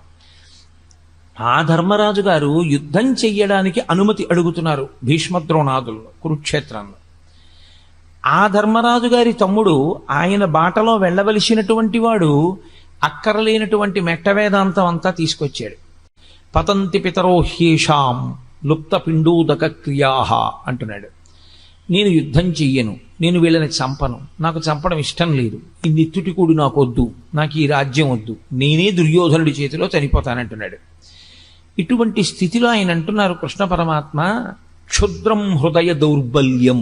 ఈ మాట అప్పుడు కాదు, కురుక్షేత్రంలో కాదు, ధర్మక్షేత్రంలో. ఈ మాట మానవాళి ఎంతకాలం ఉంటుందో, ఈ లోకములు ఎంతకాలం ఉంటాయో అంతకాలము ఈ మాట పనిచేస్తుంది.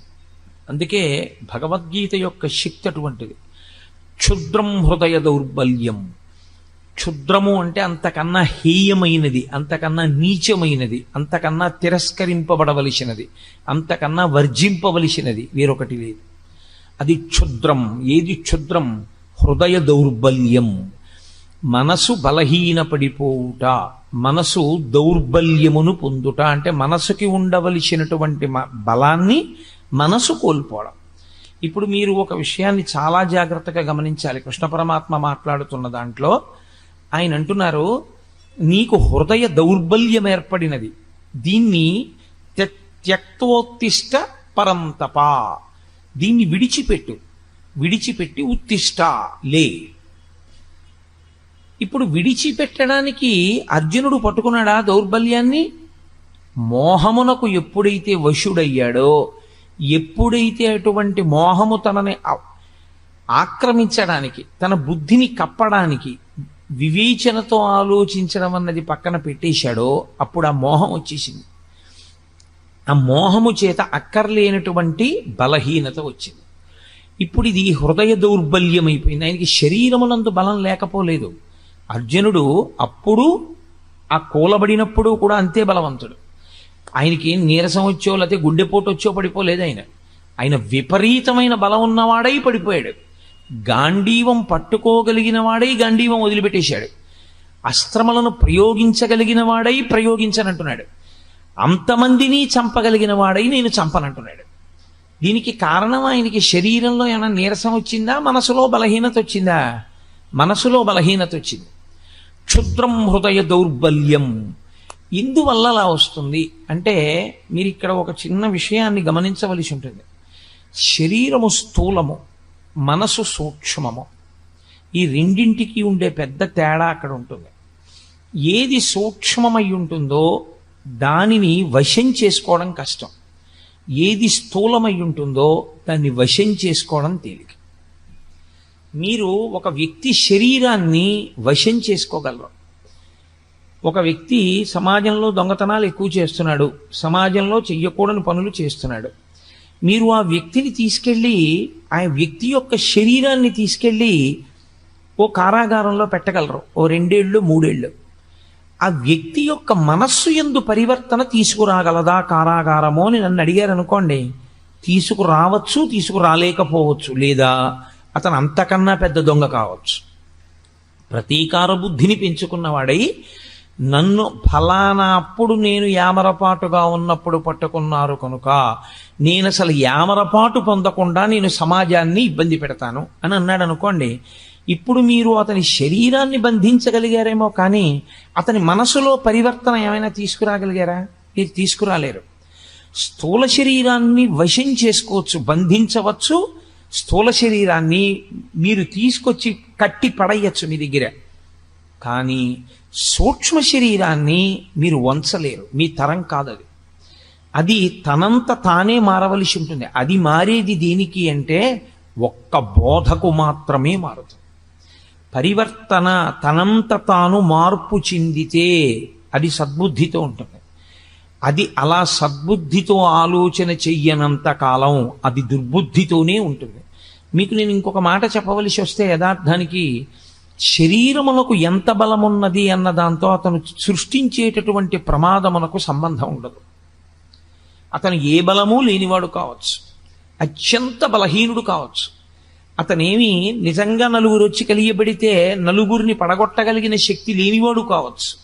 కానీ అతని మనస్సు మాత్రం మహాక్రూరముగా ఉందనుకోండి, అతని మనస్సు విషపు పురుగుగా ఉందనుకోండి, అది చాలా క్రూరమైన ఆలోచనలు చెయ్యగలిగితే అతని క్రూరత్వము ఎంత దూరం ఉందో ఆ ఆలోచనని బట్టి అతని శరీరము అంత బలవంతరము కాకపోయినా అతను సమాజమునకు ప్రమాదము చెయ్యగలడు. అతని శరీర బలంతో సంబంధం లేకుండా కేవలము అతని మనస్సు యొక్క క్రౌర్యము అతని శరీర బలాన్ని దాటి సమాజానికి అపకారం చేస్తుంది. అదేవిధంగా ఒక వ్యక్తి శరీర బలం ఎంత సంబంధం ఉండదు, కానీ ఆయన మనస్సుకి ఉన్నటువంటి పవిత్రత చేత, మనస్సుకి ఉన్నటువంటి శక్తి చేత ఆయన సమాజమునకు అంతటి మహోపకారమును చేయగలరు. 95 సంవత్సరముల వయస్సులో పరమాచార్య స్వామి తన ధర్మానికి తాను కట్టుబడి సన్యాస ధర్మం అంటే సన్యాస ధర్మమేనని మహానుభావుడు వాహనం ఎక్కకుండా తోపుడు రిక్షా పట్టుకుని నడిచి వెళ్ళారు. ఒక దేవాలయ ప్రాంగణంలో రాత్రివేళ పడుకుని నిద్రపోయేవారు. 96 సంవత్సరముల వయస్సు కలిగినటువంటి శరీరం ఏ బలం ఉందని అలా చేయగలిగింది? ఆయన నోరు విప్పి ఒక్క మాట మాట్లాడితే ఆ మాట ఎంతో గొప్పదైంది. ఒకానొక సభకి వెళ్ళారు పరమాచార్య స్వామి వారు. వెళితే సభలో ఉన్న వాళ్ళు అన్నారు, మీరు మాకు నిరంతరం మంచి మాటలు చెప్తున్నారు, కానీ మేము పాపములను చెయ్యకుండా నిగ్రహించుకోలేకపోతున్నాం. మేము పాపం చేస్తున్నాం.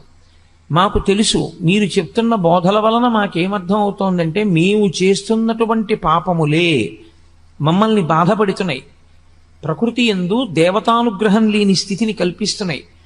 కాబట్టి మేము ఇప్పుడు ఈ పాపము నుంచి విడివెడకుండా ఉండలేకపోయిన స్థితిలో మమ్మల్ని మేము నిగ్రహించుకోవడానికి మీరు ఎంత బోధ చేసినా మా మనసుని మేము మార్చుకోలేకపోతుంటే మేమేం చెయ్యాలని అడిగారు.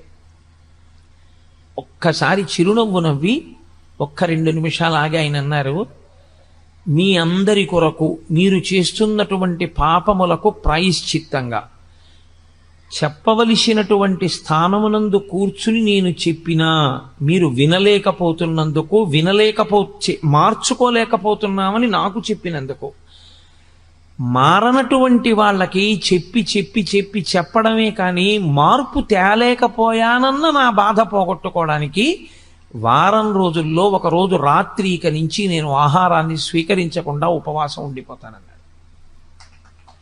ఆ మాటకి అప్పటి వరకు మేము మారలేకపోతున్నామన్న వాళ్ళు 195% మార్పు వచ్చింది. ఇది యథార్థంగా జరిగిన సంఘటన. పవిత్రమైన మనసు కలిగినటువంటి వ్యక్తి ఎంత బలహీనమైనటువంటి మనస్సున్నవాణ్ణి ఉద్ధరించి బలవత్తరం చేసి తేజోవంతుణ్ణి చేసి చక్కగా సమాజానికి పనికొచ్చేవాడిగా చెయ్యగలడు. ఆయన శారీరకంగా ఎంత బలంగా ఉన్నాడు అన్న దానితో సంబంధం ఏమి ఉండదు. ఆయన మనస్సు ఎంత పవిత్రం, ఆయన మనస్సు ఎంత శక్తివంతం, ఇది ప్రధానమై ఉంటుంది. అందుకే సూక్ష్మదేహము యొక్క శక్తి ముందు స్థూలదేహము నిలబడలేదు. సూక్ష్మదేహానికి ఉన్నటువంటి వేగం ముందు స్థూలదేహం నిలబడలేదు. స్థూలదేహానికి ఉండే వేగం చాలా చాలా తక్కువ. నేను ఇక్కడి నుంచి హైదరాబాద్ వెళ్ళాలి అని అనుకున్నాను అనుకోండి, కనీసం నేను 11 గంటల నుంచి 12 గంటలు ప్రయాణం చేస్తే తప్ప నా స్థూల శరీరం హైదరాబాదుని చేరుకోలేదు. అదే నా సూక్ష్మ శరీరంతో నేను హైదరాబాద్ వెళ్ళాలి అని అనుకున్నాను అనుకోండి, మా అబ్బాయి ఇల్లు నాకు జ్ఞాపకానికి వచ్చింది అనుకోండి, ఒక్క క్షణంలో మా అబ్బాయి హాల్లో, కబ్బోర్డ్లో, పైగూట్లో, కుడి చేతి పక్కన ఏ వస్తువు పెడతాడో నాకు కనపడుతుంది మనోనేత్రంలో. సూక్ష్మ శరీరానికి వేగం ఉంటుంది, స్థూల శరీరానికి అంత వేగం ఉండదు. అందుకే సూక్ష్మ శరీరం స్థూల శరీరాన్ని వశం చేసుకుని ఉంటుంది ఎప్పుడు. అన్ని శక్తులు దానివి. ఆ మనస్సు పవిత్రమై, ఆ మనస్సు ఎప్పుడూ పవిత్రమైన వస్తువుల్ని పట్టుకునేటట్టుగా తర్ఫీదిచ్చుకున్న జీవుడున్నాడే, వాడు కూడా దాని వలన తరించిపోతుంటాడు. స్థూల దేహంతో ఎంత చేస్తున్నాడన్నది కాదు, సూక్ష్మదేహంతో చేసినది ఏదుందో అది అపార శక్తివంతము. దీనికో లక్షణం ఉంది, ఇది విపరిణీయతే. దీనికి ఉన్న లక్షణం ఏమిటంటే శరీరముగా ఉంటుంది, దేహముగా ఉంటుంది. శరీరము అన్న పేర చేత దీనికి శిథిలం అవ్వడమే దీని యొక్క లక్షణం. ఇది పెరుగుతోంది అంటే దీని సంధిబంధములు విడిపోతాయి, దీని యందు ప్రజ్వరుడు ప్రవేశిస్తాడు. ఇది నానాటికి మారిపోతుంది. నానాటికి మారిపోయి చిట్ట చివరికి ఏమవుతుందంటే ఇది దహింపబడుతుంది, దీన్ని తీసుకెళ్ళి కాల్చేస్తారు. కాబట్టి దీని చిట్ట చివర ఏం జరుగుతుంది అంటే మీరు ఎంత గౌరవంగా శరీరాన్ని చూశారు, ఎంత ప్రేమగా చూశారు, ఆ శరీరం లోకంలో ఎన్ని గౌరవాలు పొందింది, ఎన్ని దండలు వేయించుకుంది, ఎంతమందితో నమస్కారాలు పెట్టించుకుంది, ఆయన మాట్లాడితే ఎన్ని వేల మంది విన్నారు, ఎన్ని నమస్కారాలు చేశారు, వీటితో ఏమీ సంబంధం ఉండదు. ఆ శరీరముతో ఉండగా ఆయన చేసుకున్న మంచి పనిది. కాబట్టి ఈశ్వర శాసనాన్ని ఆయన ఔదల దాల్చాడు. కానీ అది ఎంత గొప్ప శరీరమైనా కావచ్చు, ఎంతటి మహాత్ముడి శరీరమైనా కావచ్చు, తొట్టతొదకు మాత్రం కాలిపోవలసిందే, అథవా భూమి యందు కప్పిపెట్టబడవలసిందే తప్ప వేరొకలా శరీరంతో ఉండడం అన్నది మాత్రం సంభవం కాదు. అంతటి మహాత్ముడైన పరమాచార్య స్వామి వారైనా కూడా ఆయన శరీరం పంచభూతాల్లోకి వెళ్ళిపోవలసిందే. వివేకానందుడైనా వెళ్ళిపోవలసిందే, రామకృష్ణ పరమహంస అయినా వెళ్ళిపోవలసిందే. శరీరములు వెళ్ళిపోతాయి. కాబట్టి మనస్సు అది శక్తివంతమై ఉంటుంది. ఇది ఎంత జర్జరీభూతమైపోనివ్వండి, ఇది ఎంత వృద్ధాప్యమును పొందనివ్వండి, మనస్సు బలంగా ఉందనుకోండి, మనస్సు తేజోవంతంగా ఉందనుకోండి, మనస్సు పవిత్రంగా ఉందనుకోండి, అది మాట్లాడిన ఒక్క మాట లోకానికంతటికి ఉపనిషత్తు అయి కూర్చుంటుంది. అందుకే వేదాంతము అనుభవంలోకి రావాలి, వేదాంతము మనసుని పవిత్రం చేయడానికి పనికి రావాలి. అనుష్ఠానములకు పనికిరాని ధర్మము తాను ఆచరించడానికి, తన మనసుకు పట్టించుకోవడానికి పనికిరాని వేదాంతము తనకు అక్కరకొచ్చేవి కావు.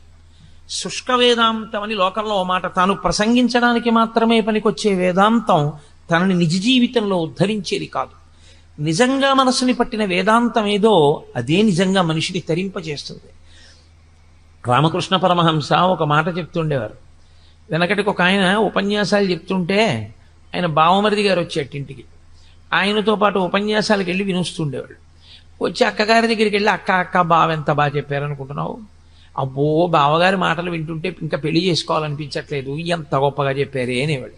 రోజు భార్య అనేది భర్త దగ్గర, ఏమండి మీరు ఆ ఉపన్యాసాలకు వెళ్ళినప్పుడు వాడిని తీసుకెళ్తున్నారు, పిల్లవాడు వాడు వైరాగ్యం పొందుతున్నాడు, వాడేమో చిచి ఇంకా నాకు అక్కర్లేదక్క, నాకు అసలు ఇష్టం లేదు ఇంకా జీవితం అంటే, అసహ్యం పుట్టేసింది బావగారి మాటలు విన్న తర్వాత, ఇంకా పెళ్ళి ఏమిటి, జీవితం ఏమిటి, సంసారం ఏమిటి అనిపిస్తోంది అంటున్నాడు. వాడు ఏ సన్యాసుల్లోకి వెళ్ళిపోతాడో భయంగా ఉందండి అని. అంటే భర్త అనేవాడు రోజును భయపడకే, అసలు నిజంగా నోటితో ఇన్ని మాటలు మాట్లాడిన వాడు ఎవడుంటాడో వాడు సంసారాన్ని విడిచిపెట్టడు. ఎవడు నిజంగా వైరాగ్యాన్ని పొందాడో వాడు చెప్పి చెప్పకుండా పోతాడు, వెళ్ళిపోతాడు. రోజు ఆవిడ అలాగే అంటుండేది, ఆయన అలాగే అంటుండేవాడు.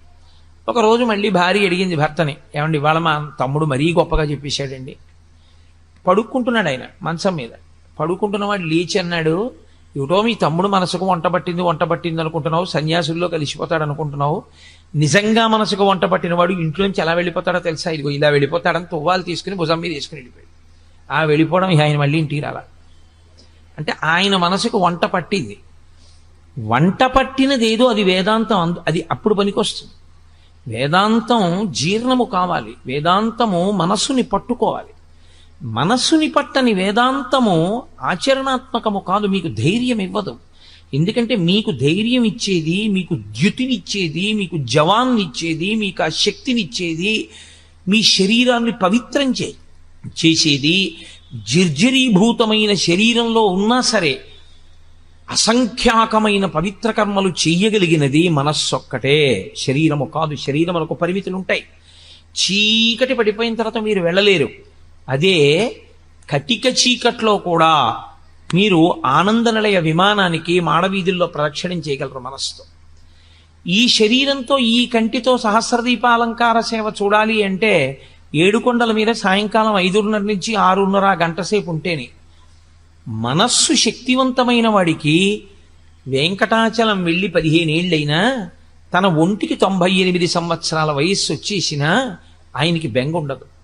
98 ఏళ్ల వయస్సులో కూడా ఆయన మడత కుర్చీలో పడుకొని కళ్ళు మూసుకుని మానసికంగా వెళ్ళిపోగలడు.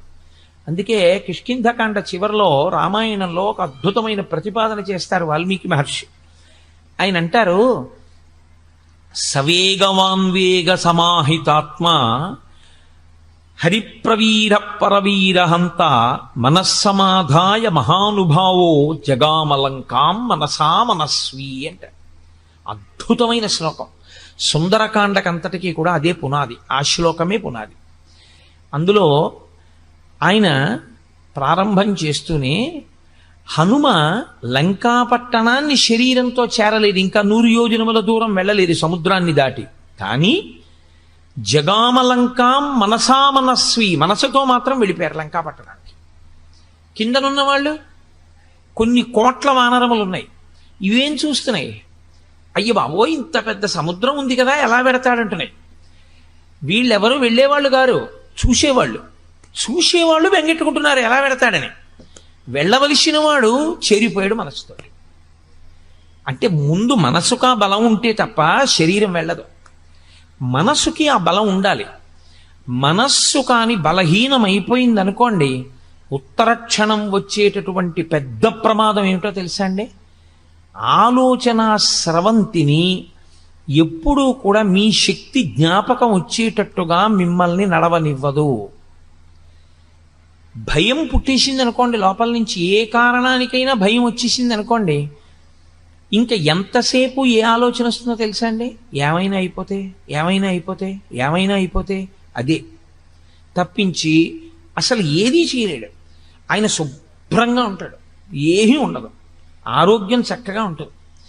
ఇక్కడి నుంచి హైదరాబాద్ వెళ్ళాలంటే ఇంకోళ్ళని తోడు అడుగుతాడు, ఎవరన్నా మీరు వస్తారా అంటాడు. ఎందుకంటే తోడు, హైదరాబాద్ మీరు వెళ్ళొచ్చుగా, మీకేమి ఇబ్బంది లేదు, షుగర్ లేదు, బీపీ లేదు, ఏమీ లేదు, ఎందుకు మీకు తోడు? ఎందుకైనా మంచిది, పెద్దవాడిని అయిపోయాను కదండి, ఒక్కడిని వెళ్ళడం ఎందుకంటే అంటే ఒక్కడిని వెళ్ళడం ఎందుకు, పెద్దవాడిని అయిపోయానంటే.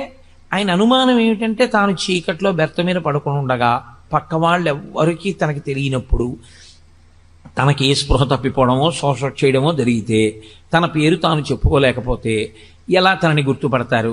తనేనా అయిపోతాడేమో, తను ఎక్కడో దింపేస్తారేమో, తన పెట్టి ఎత్తుకుపోతారేమో, అన్నీ ఇంకా వికృతమైన ఆలోచనలే, సరి అయిన ఆలోచనలు రావు. ఈ ఆలోచన ఏం చేస్తుందో తెలుసా అండి? హైదరాబాదు చక్కగా పెళ్లి కొడుకులా వెళ్ళిపోగలిగినటువంటి శక్తి ఉన్నవాడు ఎవడూ దొరకలేదని వెళ్ళడం మానేస్తాడు. ఇప్పుడు శరీరంలో బలం లేక వెళ్ళలేదా, మనసుకి జవం లేక వెళ్ళలేదా? దేనికి వెళ్ళలేదు?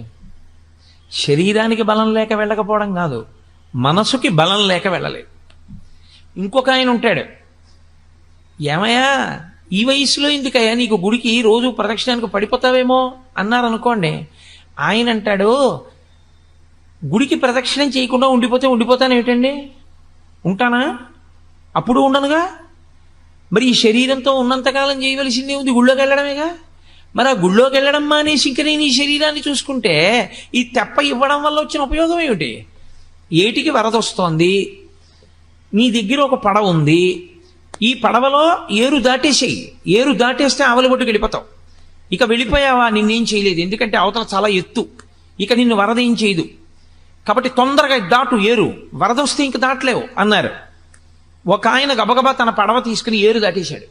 ఇంకొక ఆయన పడవ వంక చూసుకుని, బా ఇంత చక్కటి పడవ, ఇంత బాగా రంగులు వేయించాను, ఇంత కష్టపడి చేయించాను, ఇప్పుడు ఇటువంటి పడవలో నేను ఎడుతుంటే ఏమో ఆయన చెప్పాడు కానీ గంట వరకు రాదని, తీరా నేను బయలుదేరగానే వరద వచ్చేస్తే ఈ పడవ తట్టుకోలేకపోతే, ఈ పడవ గభాలన తిరగబడిపోతే, నేను ఆ పడవలో ఉండిపోతే, బయటికి రాలేకపోతే, ఈలోగా కొట్టుకుపోతే, పోనీ అన్నాడు కానీ అంత కొట్టుకుపోతామా, యువతల ఒడ్డు నుండి ఒడ్డునేగా ఉన్నాను అని పడవ ఎక్కకుండా పడవను దాచుకుని ఒడ్డుని నించున్నాడు.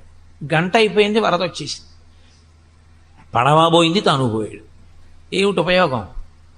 పడవని ఉపయోగించుకున్నవాడెవరో వాడు ఏరు దాటుతాడు తప్ప, పడవని చూసుకుని మురిసిపోయి అయ్యి బాబోయ్ ఈ పడవ ఎక్కడ ఏమైపోతుందో, ఈ పడవ తట్టుకుంటుందో తట్టుకోదో అని పడవని దాచుకుందాం అనుకున్నవాడు పడవతో పాటే పోతాడు తప్ప పడవ తనకు ఉపయోగపడదు.